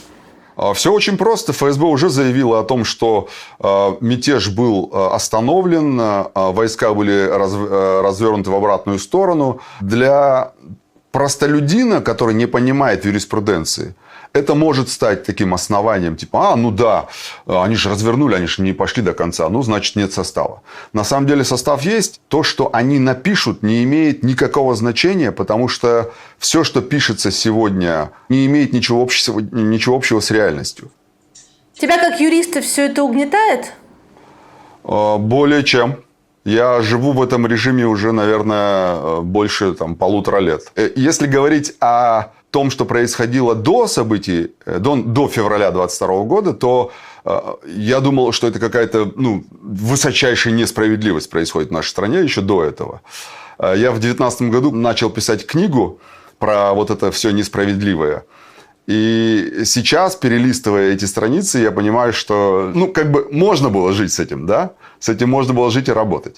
Поэтому после 2022 года, конечно, я живу с этим каждый день и понимаю, что это, скорее всего, еще не дно. Ты единственный человек, который выиграл дело у Пригожина. Да, там сумма была невелика, 1 рубль, да? Угу. Но ты это дело вел, и ты его выиграл. Как ты для себя считаешь, ты его выиграл, потому что ты классный адвокат, или ты его выиграл, потому что обстоятельства этого дела изменились? Я представлял интересы Венедиктова в этом споре. Суть дела в том, что был спор, когда Венедиктов назвал Пригожина хозяином ЧВК. ЧВК Вагнера. ЧВК Вагнера. И был спор второй, когда Шендерович назвал Пригожина убийцей. Это 2 процесса было. Вот в процессе с Шендеровичем Венедиктов был привлечен как главный редактор радиостанции. И в этом процессе с него взыскали 100 тысяч рублей, удовлетворили иск Пригожина, в том числе к Шендеровичу и к Венедиктову. Мы обратились в апелляцию, и апелляция услышала нас, потому что то, что требовал Пригожин, было нереализуемо с точки зрения действий Венедиктова, потому что он требовал опровержения со стороны Шендеровича и публикации этих опровержений Венедиктова. Если Шендерович не согласится, то Венедиктову нечего публиковать. А это значит, что решение неисполнимо. И мы донесли это до суда, и фактически требования в отношении Венедиктова были отказаны. Венедиктова фактически сделали свидетелем. Поэтому свидетелем я имею в виду не ответчиком, а просто вывели его за рамки ответчиков. И он просто, скажем так, отскочил от этого дела, в хорошем смысле этого слова. И второе дело, где сам Венедиктов назвал его хозяином ЧВК, это интересная история, потому что первую инстанцию суд принял такое Соломоново решение. Он отказал во всех требованиях к Венедиктову, но при этом признал высказывание Венедиктова порочащим честь и достоинство. В каком году Венедиктов назвал Пригожина хозяином ЧВК «Вагнер»? В 21-м, по-моему. 21-м. Году, да. И, соответственно, апелляция это все засилила. Но когда Пригожин сказал, что на самом деле он является хозяином ЧВК «Вагнер», не пройдет и года. Да, мы обратились, опять же, естественно, вот в феврале уже 23-го года обратились в суд с требованием о пересмотре дела и так далее. Но суд нас не услышал. В связи с тем, что Пригожин теперь находится в Беларуси, и на него сначала возбудили, потом отменили уголовное дело, но вы по-прежнему с ним находитесь в процессе. Какова судьба этого процесса? Да, мы действительно буквально несколько дней назад были в апелляции в Мосгорсуде относительно его утверждения о том, что он не хозяин ЧВК «Вагнер». Мосгорсуд сказал, что нет, он не хозяин ЧВК «Вагнер». И оснований для изменения этого решения нет. Но надо отдать должное представителям Пригожина, которые в первой инстанции вели себя не совсем адекватно с точки зрения правдивости этой информации, то в апелляции, и полагаю, что в кассации тоже, они ведут себя следующим образом. Они говорят, что мы оставляем решение на усмотрение суда. При этом подтверждает, что да, Пригожин говорил публично, что он является хозяином ЧВК «Вагнер». И на момент вынесения судебного решения судом первой инстанции ему нужно было, чтобы об этом никто не знал и публично не заявляли. Но с точки зрения того, где он находится, вообще ничего не меняется? Совершенно ничего не меняется. У него есть представители, и эти представители имеют право с точки зрения закона представлять его интересы в суде. Обалдеть. Параллельная реальность. Да.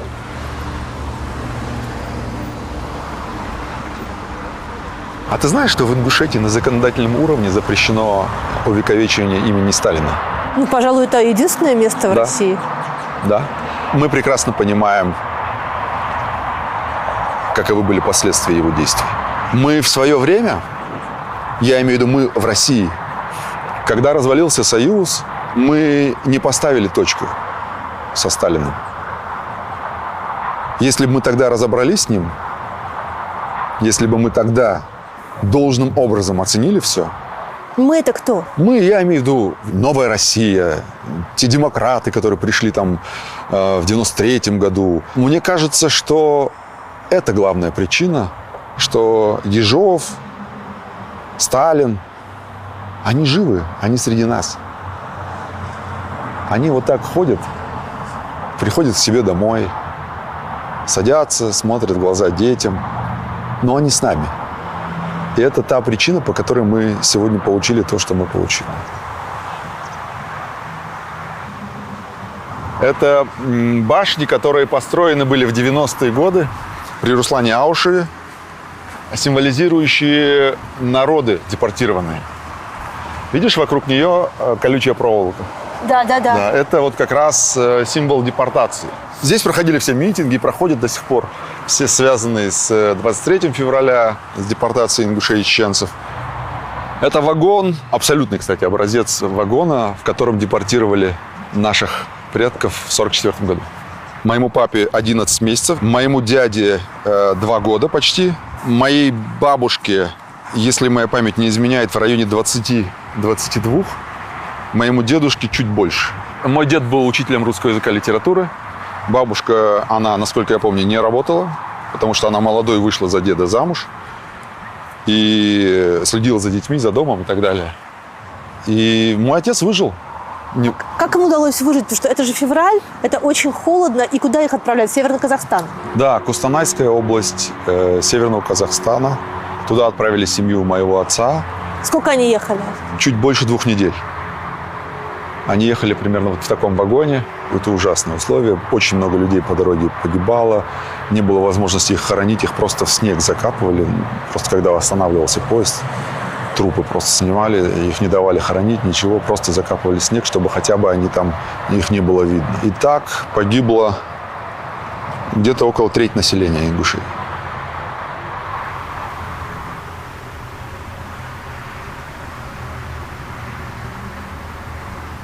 Деда моего посадили за то, что у него нашли где-то мешки с зерном с его инициалами. Его посадили, если я не ошибаюсь, на 5 или 6 лет, и бабушка с 2 детьми ездила к нему навещать его в тюрьме. Естественно, были родные, кто там как-то хоть помогал бабушке. И после смерти Сталина в 1953 году деда выпустили, когда объявили о том, что можно возвращаться. Дед, конечно же, первым делом все продал. Приехал на вокзал, погрузился в поезд со своей семьей. И он с ними возвращается сюда. И на вокзале в Беслане людям не дают сойти с поезда, их забрасывают камнями местные. И мой дед вынужден вернуться в Казахстан, потому что их фактически им не давали выйти с поездов, не давали выйти за территорию вокзала. А кто были эти люди? Местные, кто так или иначе занял их дома и так далее, и так далее. Ну, они понимали, что если они вернутся, им придется освобождать чужие дома.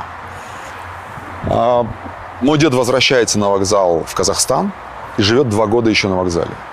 На вокзале? На вокзале в Казахстане. А бабушка с детьми? Все вместе. Все вместе. И в 1959 году со 2-й попытки дед возвращается. И тогда ему удается уже, потому что многие люди возвращались, и количество стало уже таким, что всех уже с поезда, так сказать, камнями не закидаешь. Не хватит камней.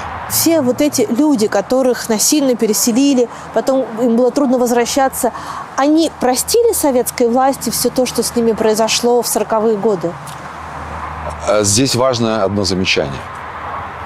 Кабардинцев не выселяли, осетин не выселяли, черкесов не выселяли именно в 44-м, а дагестанцев не выселяли. Выселяли ингушей, чеченцев, карачаевцев, балкарцев. Это делалось тоже не просто так.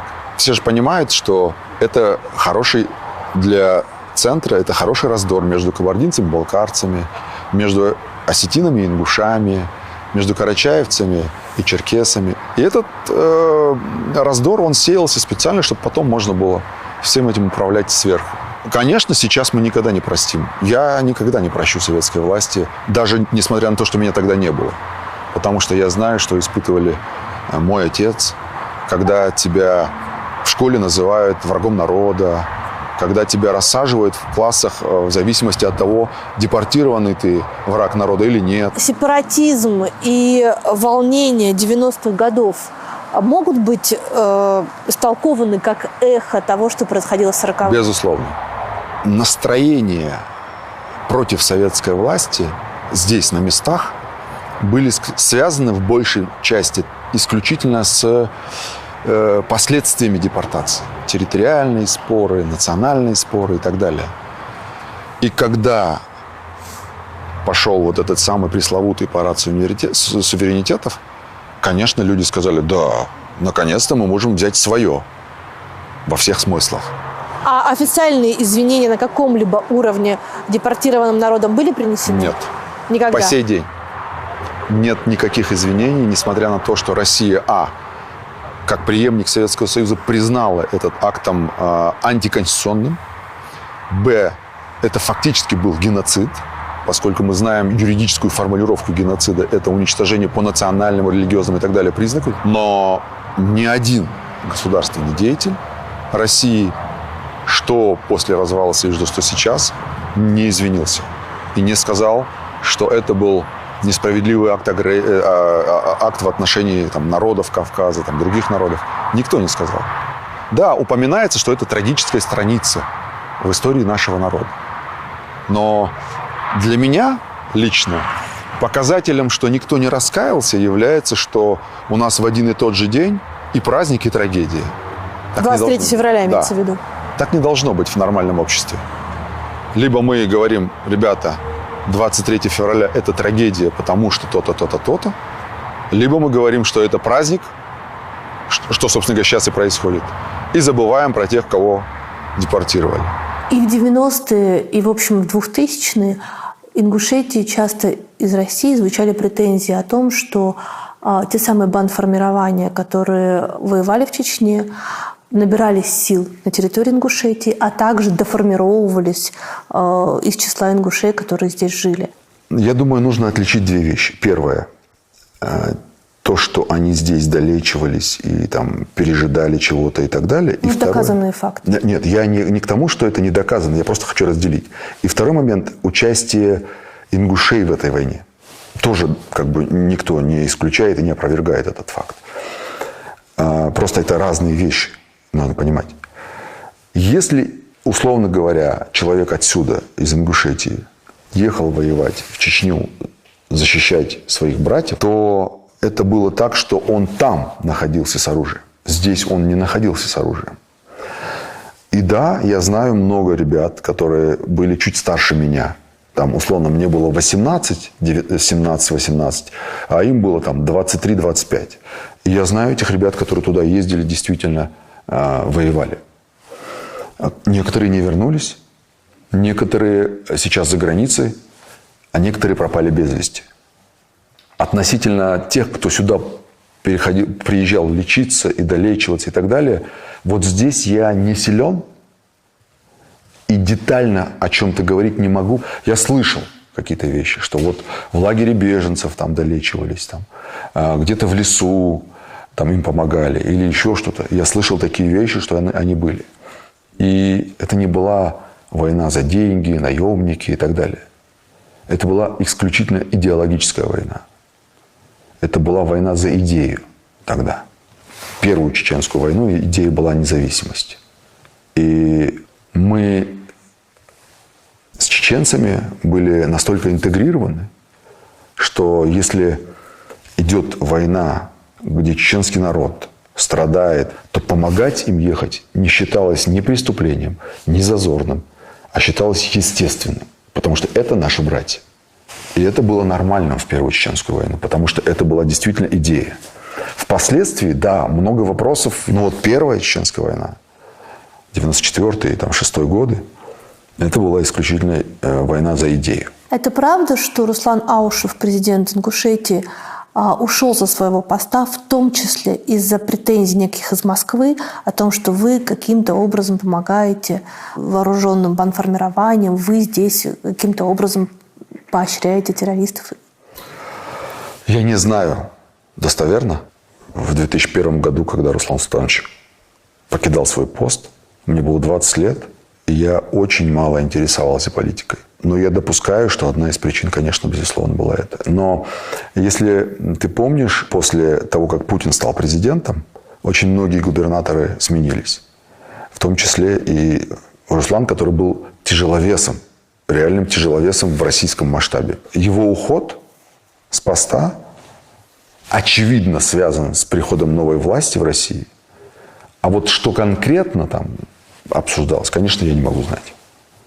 Насколько Аушев по-прежнему важная фигура для Ингушетии? Да, он важная фигура, потому что какие бы события ни происходили в Ингушетии, люди ждут, что скажет Руслан Султанович. Это не обязательный критерий определения правильности и неправильности происходящих событий, но надо отдать должное Руслану Султановичу, он всегда высказывается. Письменно может где-то появиться в ресурсах его обращения. В случае, например, с 2018 годом он приехал сам на митинг. Он приехал сразу на митинг и сказал людям, что между братьями, имея в виду чеченцев и ингушей, может случиться разное. Землю можно отдать, можно вернуть. Мы братья, мы не будем ничего делить. Но то, что это сделали, не спросив людей, в этом косяк. И я с ним согласен. Люди ждут, что он сюда приедет жить? Люди ждали, наверное. Сейчас уже, я думаю, вряд ли ждут. Если, например, там, лет 10 назад можно было еще думать о том, что есть какой-то механизм, которым можно было все-таки его вернуть, чтобы он здесь там навел порядок и так далее, то сейчас этих механизмов даже теоретических нет. Плюс еще и его возраст. Я думаю, что он сам не согласится. Но Руслан Султанович был честным со своим народом. Это надо признать. Настоящий офицер, честный со своим народом.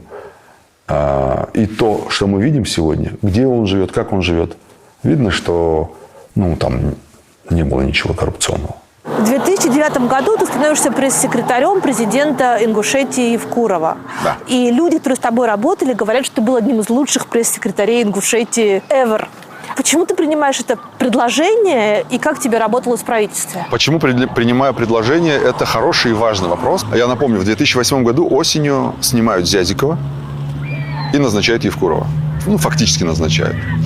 Тогда казалось, что это вообще большая и важная перемена в Ингушетии. Зязиков, который слабый правитель, и вот приходит сильный правитель, который сейчас делает жизнь ингушей лучше. Ну да, по крайней мере, это так декларировалось, и мы понимали с его заявлений, заявлений Евкурова о том, что да, действительно, это будет прям то, что мы ждем. Это был человек там из пригородного, который родом оттуда. Это человек, который знает там проблемы людей. И, конечно, люди с ним связывали надежды. А пошел я работать и принял приглашение, потому что до этого уже 2 года мы были в оппозиции Зязикову. И мы фактически... Это кто? Покойный Магомед Евлоев. Это основатель и владелец сайта Ингушетия.ру. Мне было близко его понимание происходящего и отношения происходящего в республике. Потому что я понимал, что действительно люди пропадают. У меня пропал мой хороший товарищ без вести, до сих пор его не нашли. И я понимал, что это неправильно, и с этим надо что-то делать, и мы следили за тем, что происходит, и публиковали это там. В большей степени это делал сам Магомед, в меньшей степени мы делали в каких-то заметках. Я имею в виду я, там еще молодые ребята, активисты, кто так или иначе не безразлично относился ко всему этому.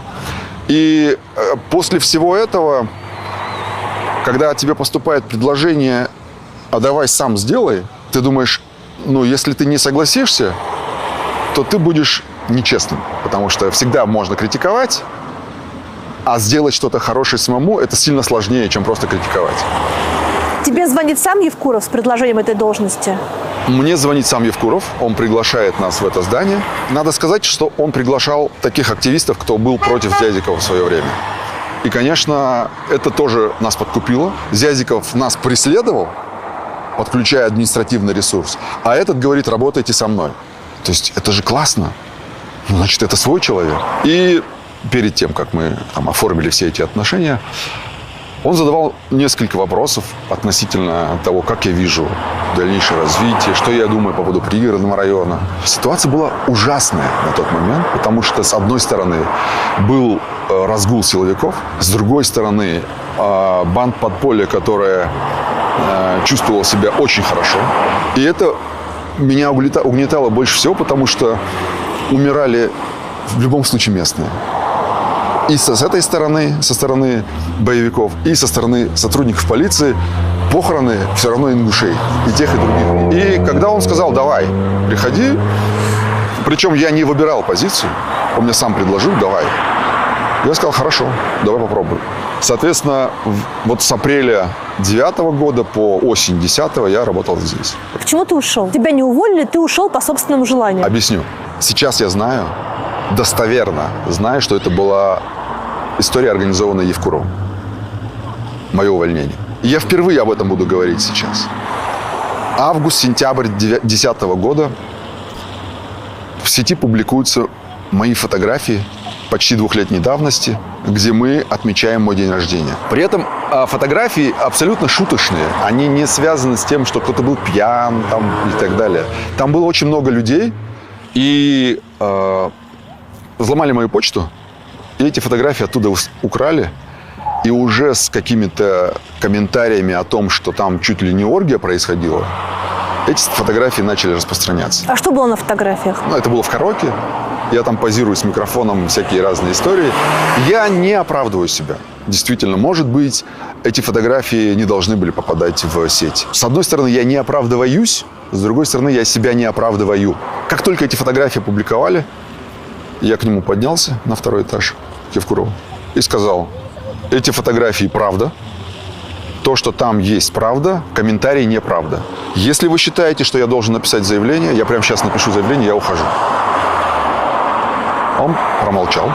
Я написал заявление, он его подписал. Я ушел. Но я долго думал, искал, а кто это сделал вообще? Почему? Относительно недавно я узнаю от бывшего чиновника Евкурова, что это сделал он. То есть он дал указание взломать почту? Он дал указание публиковать эти фотографии для того, чтобы я написал заявление, чтобы я ушел. И, собственно говоря, я ушел. Несмотря на это, он со мной поддерживал отношения. Я помню эти смс-очки, типа «Мой новый номер, Евкуров». Я подозревал, что это могло быть так. Но впоследствии, когда я точно удостоверился, что это сделал он, я понял, что это, в принципе, ложится в его формат поведения. Он так делал много раз. Вы об этом поговорили? Нет, мы не успели, потому что я узнал об этом после 2018 года. А после 2018 года уже разговор между вами невозможен? Не было. Как меняется человек во власти, на примере Евкурова? В первый его срок, когда я был с ним, работал, мы в Джайрахе, в горной части Ингушетии, приехали открывать школу, по-моему. И тогда он мне сказал: видишь, вон мальчик лежит на газоне. А там мальчик там что-то игрался, лежал на газоне. Я говорю, я бы с удовольствием сейчас, как он, повалялся бы на газоне без всего этого. Если у меня получится, я не пойду на второй срок. Вот я, конечно, не разбираюсь вот в этой социалке и так далее. Это мне придется разбирать. Вот ты мне скажи, там, ночью нарисуй, за ночь напиши мне там операции по захвату там чего-нибудь. Я, говорит, тебе прям все сделаю. А вот социалка ваша, там, вот это все, это как бы мне придется это все заново и так далее. Сейчас я понимаю, что он в своей стезе абсолютно. Будучи замминистра обороны, в период, когда идет война, конечно, он прям рыба в воде. Но то, что с ним произошло впоследствии, есть такая фраза, что деньги не портят людей, деньги их проявляют. Вот мне кажется, что Евкурова деньги проявили. Конечно, они воровали. Конечно, была жесткая коррупция. Не пойман, не вор. Да, конечно. Уголовного дела же нет, да? Но мы-то знаем все. Я работал здесь всего 1,5 года. У меня было удостоверение, естественно. Естественно, у меня был водитель. И всякий раз, когда мы ездили во Владикавказ, мою личную машину уже знали. То есть у меня был свой личный автомобиль, был служебный. И меня уже не останавливали. И ты начинаешь привыкать к этому. Это начинает тебя засасывать. И когда я сдал удостоверение, я понял, что я начинаю... я подсел на это. Ты скучаешь по власти? Нет. С тех пор я решил, что я не хочу больше на это подсаживаться. И я решил для себя, что я никогда не буду работать на госслужбе. И я не работал. В 2018 году Ингушетия лишилась еще части своих территорий. Это соглашение с Рамзаном Кадыровым подписал тогдашний президент Ингушетии Евкуров. Почему это соглашение было, по-твоему, подписано? И каким образом оно отозвалось в сердцах ингушей? Я напрямую Евкурова не спрашивал, потому что после этих событий мы вообще перестали общаться. А версий очень много, начиная от 3-го срока, который он получил за месяц до подписания соглашения. Есть версия, что якобы он действительно думал, что граница проходит там, во что я не верю. У Евкурова однозначно, на мой взгляд, было основание это соглашение в том виде, в котором оно было подписано, не подписывать. Потому что ему в набат кричали все историки, все археологи, духовенство, общественные деятели, общественные организации. Все говорили ему как один.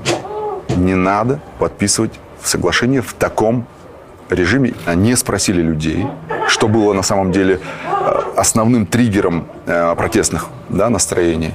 И самое главное, что не разобрались, где чьи территории действительно. Какая отходит Чечне? По разным оценкам, это просто лесистая, в том числе, местность, и она проходит как раз границей по жилым населенным пунктам, она прямо вот касается их. И там от 30 до 70 тысяч гектаров. То есть это большая территория. А люди внутри этих гектаров есть? Где-то есть. Был случай, когда чей-то огород попал туда, а дом остался здесь. Такие тоже были истории. Конечно, это коснулось местных жителей, безусловно. Какой части территории лишилась Ингушетия? И что это за территория? Это территория Сунжинского района, прилегающая к границе с Чечней, условная граница. Она была, скажем, внутренне закреплена, имеется в виду муниципальными границами.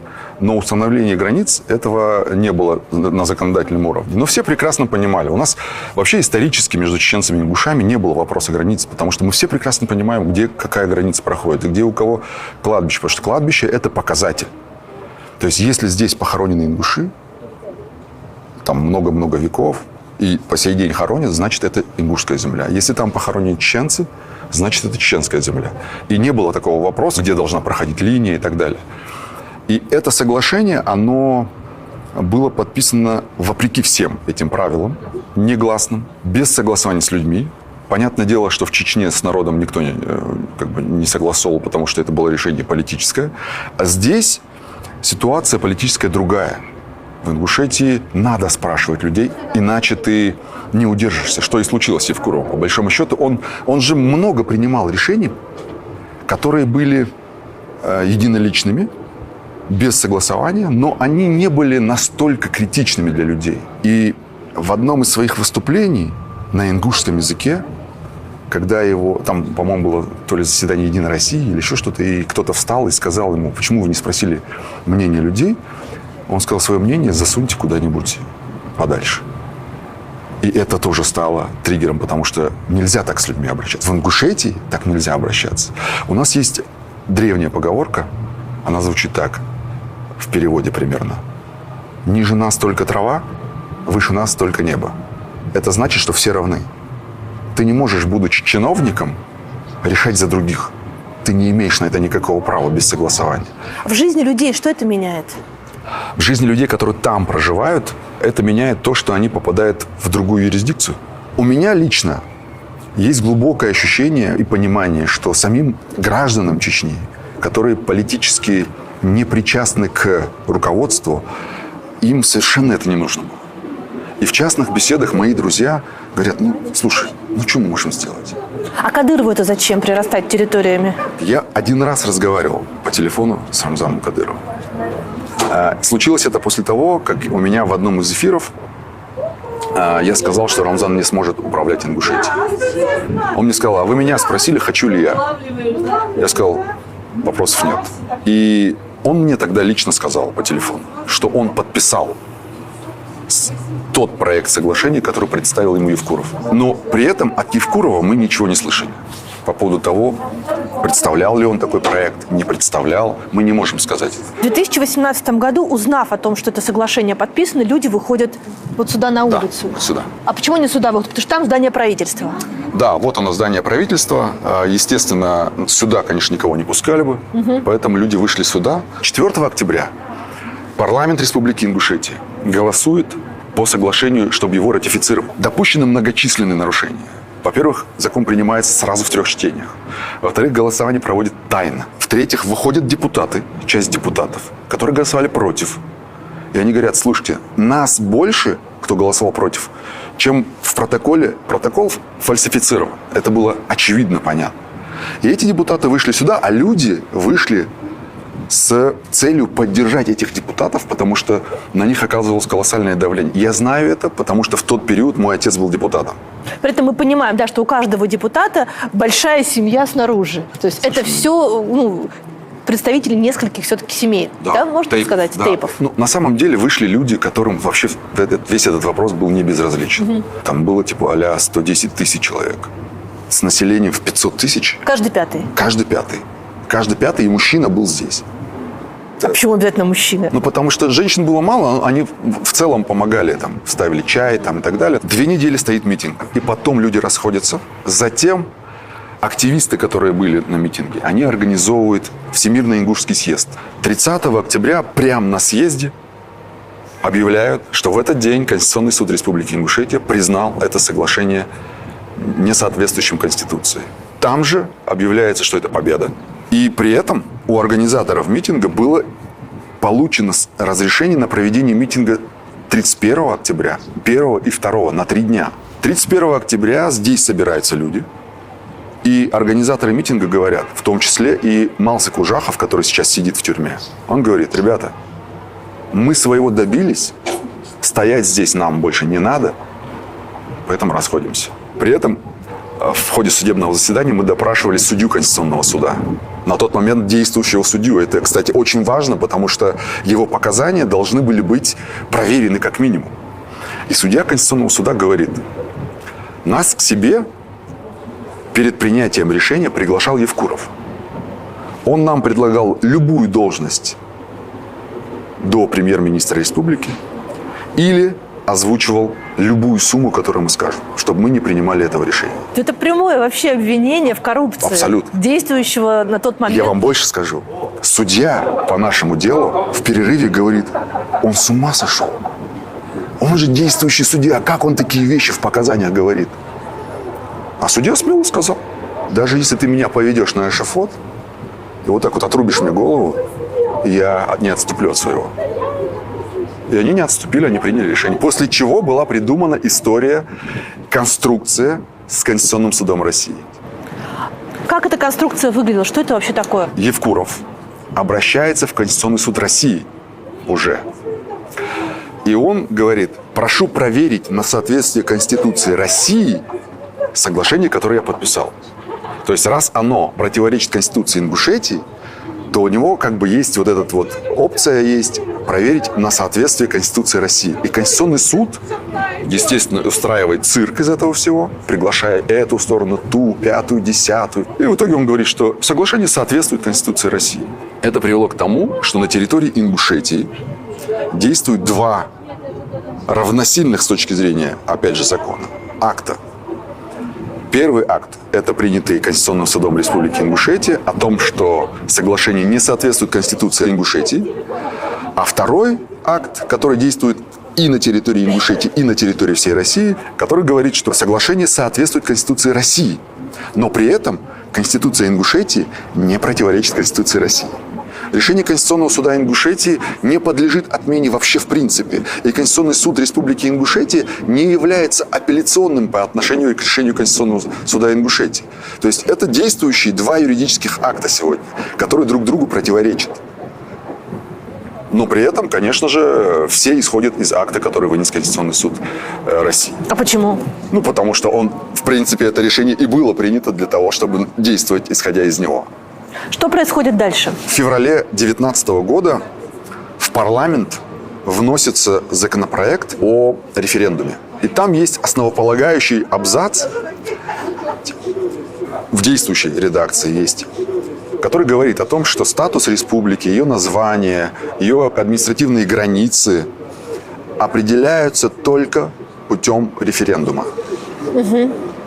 И этот абзац в новом законопроекте, он выпал, как потом сказал один из представителей парламента. То есть сам выпал? Да. То есть таким образом новый этот законопроект узаконивает возможность любого изменения территории и всего остального внутри Ингушетии путем просто соглашения. Да. А тут важен момент.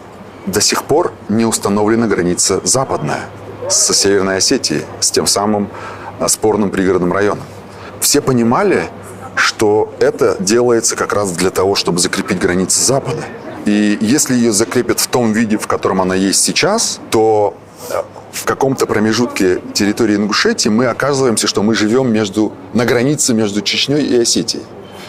Там 10 километров перешеек получается, с учетом того, что было отдано по соглашению 2018 года. И тогда в соцсетях начинается опять бурление. После чего подается уведомление о проведении митинга на эту тему, о том, чтобы отозвали этот законопроект. Митинг согласовывается на один день с 10 до 18, вот как раз на той же площади. Люди собираются, законопроект отзывается, но тем не менее митинг состоялся. И вот здесь ключевой момент, который мы в процессе разобрали на молекулы. Потому что митинг разрешен был с 10 до 6 вечера. И дальнейшее нахождение как бы не санкционировано властями. И люди, человек 200, остались на этой площади. Они сказали, что мы остаемся, потому что мы считаем, что он этот законопроект внесет обратно, и мы не хотим этого. Где-то примерно к 4 утра происходит следующее. Вон в те елки, где люди молятся на утренней молитве рядом, во время молитвы кто-то бросает шумовую гранату. Естественно, это провокация чистой воды. Естественно, эта информация по соцсетям, по мессенджерам расходится. Люди начинают собираться. И организаторам митинга выставляется ультиматум. У вас есть 5 минут на разойтись. Это происходит примерно в 4:40 утра. Почему я помню время? Потому что в обвинительном заключении говорится, что в 4:40 утра возник умысел на применение насилия в отношении представителей власти. Начинается вытеснение. первое вытеснение не удается, второе вытеснение, так называемое вытеснение, не удается. А еще раз, да, вот, скорее всего, в правоохранительных органах работают родственники тех, кто стоит на площади. Это Росгвардия. Они были очень хорошо укомплектованы, щиты, дубинки, все как полагается. И собирали их, вот теперь я понимаю, их собирали за несколько дней до митинга. Я понимаю, что, скорее всего, это вытеснение, оно было спланировано. Все переговоры на предмет ухода с площади велись с руководством МВД. Интересно, что Ахмед Барахоев, который сейчас сидит по ингушскому делу, мой подзащитный, там есть видео, где он говорит: ребята, дайте нам до утра, до 7 утра простоять, потому что придут люди, а нас здесь не будет, и может случиться что угодно. А они придут, мы им скажем, что мы уходим, и мы уйдем. Так и случилось, по большому счету. Просто случилось это с так называемым применением насилия. Случилось одно столкновение. Росгвардии не удалось людей увести с площади, вытеснить с площади. Второе, после чего как раз какой-то из росгвардейцев получил, там, не знаю, средней тяжести вред здоровью. А что он получил? В основном все получили там ссадины, царапины. Один там получил, по-моему, то ли трещину ноги, то ли еще что-то такое, что было квалифицировано как тяжкий вред. После того, как столкновения закончились, люди сами ушли с площади. То есть их никто не выгонял. И это тоже характер народа. Нельзя людей силой заставить что-то делать. Можно попросить, можно договориться, можно что-то взамен пообещать. Но вот так силой людей вытеснять нельзя. И вся эта история с применением насилия и организацией применения насилия, кстати говоря, это первая в России конструкция такая, которая была создана именно в митинговых делах. И эта конструкция сейчас у нас устоялась в приговоре. Поэтому вся эта история с этим делом, это называется ингушское болотное дело, потому что там тоже порядка 60-70 человек было привлечено к уголовной ответственности, не говоря уже про административную, там больше 200. Это самое большое дело, конечно, митинговое дело на Кавказе точно. Это дело можно взять как образец того, что происходит в стране в целом. Отсутствие доказательств, что они совершили преступление, не значит, что они его не совершали. Отсутствие телефонных переговоров в отношении подсудимых не означает, что они не совершали преступление, а означает лишь то, что в отношении них не проводились оперативно-розыскные мероприятия. 7 человек были осуждены по этому делу. Среди них есть люди преклонного возраста. Ты был защитником фигурантов этого дела. Когда... Я и являюсь. И являешься. Когда прозвучал приговор, который был обвинителем, от 7 до 9 лет, да, они получили? От 7,5 до 9. Что ты почувствовал? Я помню, я сидел в аэропорту Внуково на посадке, когда мне позвонили коллеги и сказали, уже огласили приговоры, я просто развернулся и ушел обратно. То есть я не полетел туда. Что я почувствовал, я не помню, честно. Я помню, что я приехал домой, и я просто закрылся в своей комнате. Мне говорили, что ты плакал. Может быть. Может быть, потому что для меня это первое мое дело в жизни, которое я очень близко воспринял к сердцу. Потому что судили не их, судили нас всех. Весь народ судили. Все 100 тысяч, которые здесь стояли, их судили. И зайдите сейчас в любой дом, спросите у любого на улице, что вы думаете по поводу Барахоева, что вы думаете по поводу Ужахова, Чемурзиева, Мальсагова, Хаутиева, Зарифу Саутиева. Вам скажут, это наши герои. А не думал ли ты, что твоя профессия вообще ничего не значит, что вот ты как адвокат не смог их спасти? Адвокат, который работает в России, не должен думать о том, что он может спасти или не может. Адвокат, который работает в России, должен засучить рукава и сделать все возможное и все, что от него зависит. Мы никогда не говорили друг другу,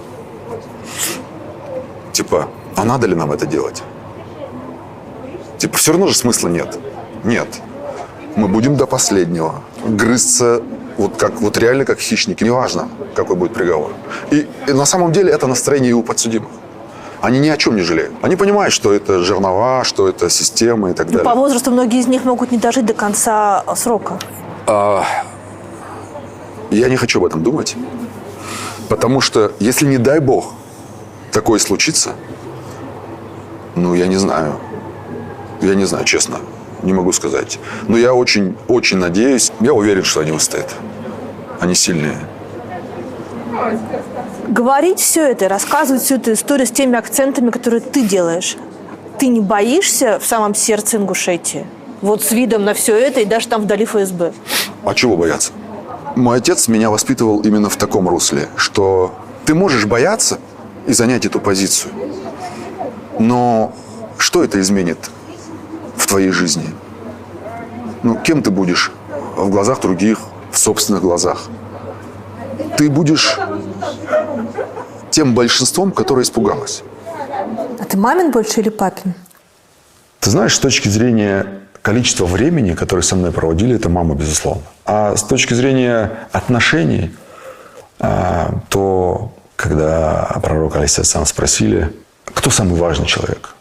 Он говорит, мать. А потом? Он говорит, мать. А потом? Он говорит, мать. А потом спросили, а потом? Он говорит, а потом отец. Да. В какой момент ты про себя внутренне понял, что вот да, ты мусульманин, и ты с этой дорожки не свернешь? И что это важно? Лет в 16, в 17 я начал ощущать сладость своей религии. Я начал осознавать важность молитвы, я начал осознавать важность поста. Хотя я молился Даешь давно. пост, Да. и ты ездил в Мекку. Да, не один раз. До того, как я был там, я всякий раз спрашивал тех людей, кто там был, ну как? Ну как? Расскажи, ну как? И мне всегда отвечали одинаково. Слушай, ну это словами не описать, невозможно найти слова. И когда я съездил, вернулся, и меня спрашивали, ну как? Я говорю, ну это невозможно описать словами. Очень личное. Это твое личное отношение с Богом. Это личное общение твое с Богом, так, как будто бы ты его видишь. И так, как будто бы ты знаешь, не как будто, а ты знаешь, что он видит тебя. И ты не можешь где-то в закоулке души что-то спрятать, не досказать. Наоборот, надо говорить все. Все, что ты натворил, все твои там грехи тяжкие, не тяжкие, большие, маленькие, все, ты выкладываешь все на стол и говоришь, вот я с этим к тебе пришел, прости меня. Только мужчина имеет на это право. Нет, почему? Нет, ни в коем случае. Женщина легко может поехать. Моя мама, она была со мной тогда. Когда мы приземлились во Внуково, она вышла из аэропорта и заплакала. Просто вот слезы просто градом полились из нее. Я говорю, мам, что случилось? Он говорит, ничего, все нормально. Я просто, она ощутила контраст. 4 миллиона человек приезжают в одно место, молятся там. И там, чтобы ты понимала, вот это ощущение сладости религии, оно физически над тобой висит. И ты его можешь потрогать практически. Это не про ислам, христианство и все что-то. Это про нахождение пути к Богу. Это ты придумал взять с собой маму или мама попросила? Значит, я маме говорю, мам, я хочу поехать в Малый Хадж. Я соскучился, тянет меня. И мама мне говорит, вот если бы я еще раз туда бы съездила бы,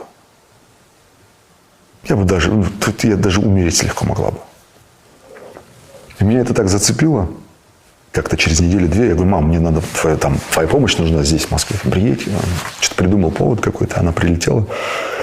И я ей говорю, сходи вон со своей невесткой и купи себе что-нибудь, чтобы там надеть. Она, где там? Я говорю, мы завтра в Мекку летим. Она говорит, ты серьезно?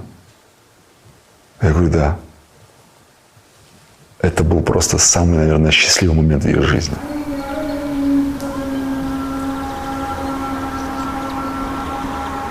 Ты занимаешь антивоенную позицию, ты занимаешь антиофициальную ингушскую позицию, но при этом ты собираешься жить в Ингушетии, ты собираешься здесь строить еще один дом, ты собираешься здесь открыть какой-то бизнес.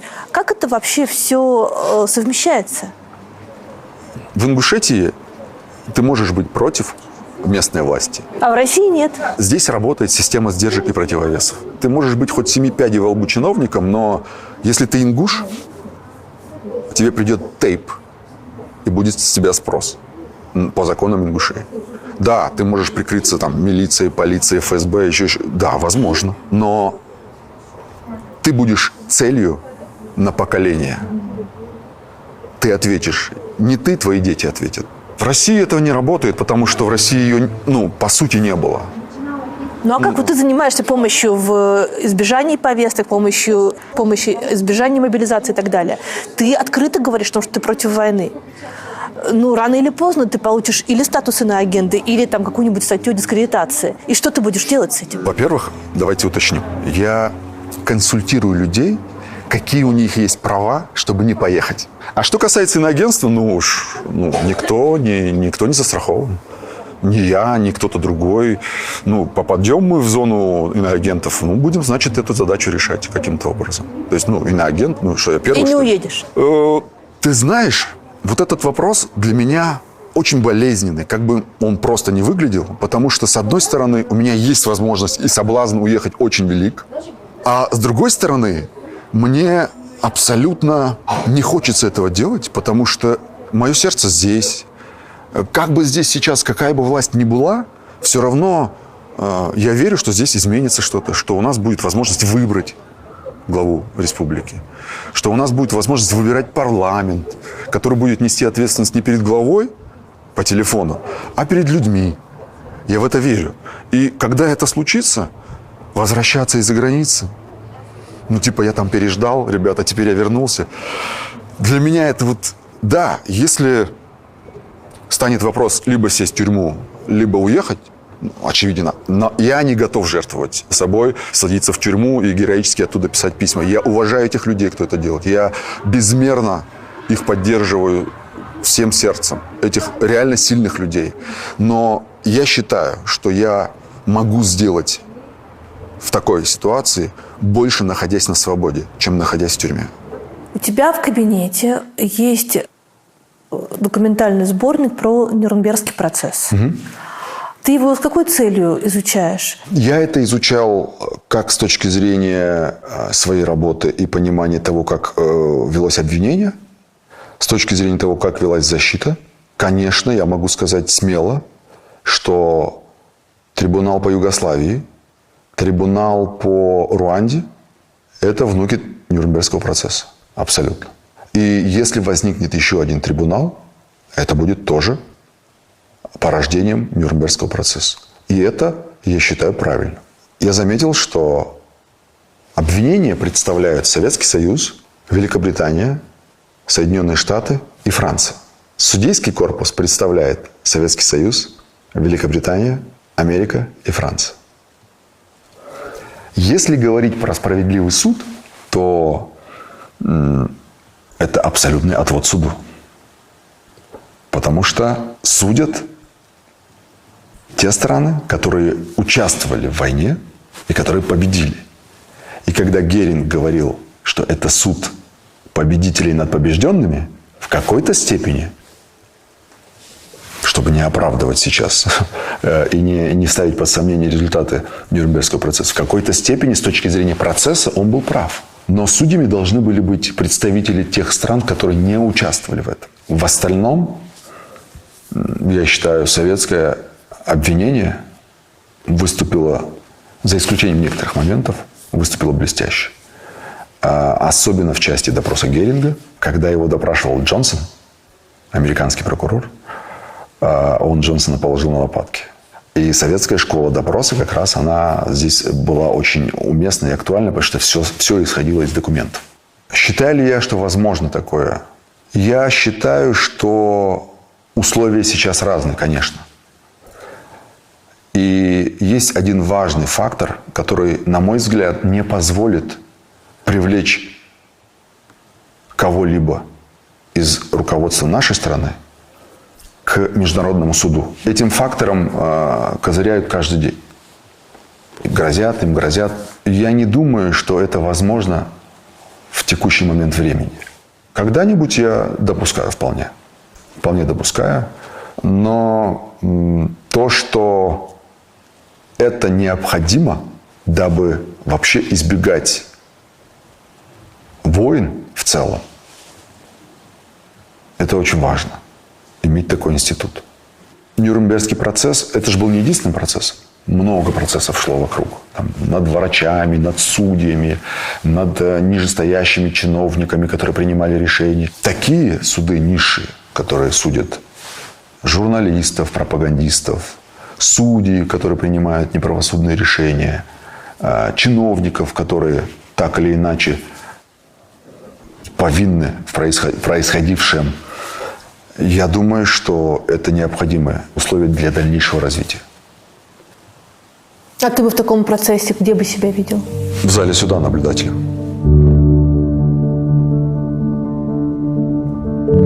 Милосердие или справедливость? Милосердие. Свобода или стабильность? Свобода. Правда или безопасность? Правда, конечно. Родина или истина? Истина. Ты боишься начать бояться? Я не думаю об этом.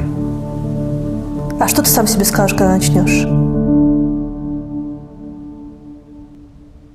Знаешь, есть такая очень правильная, на мой взгляд, такая фраза, с которой я так иду по жизни.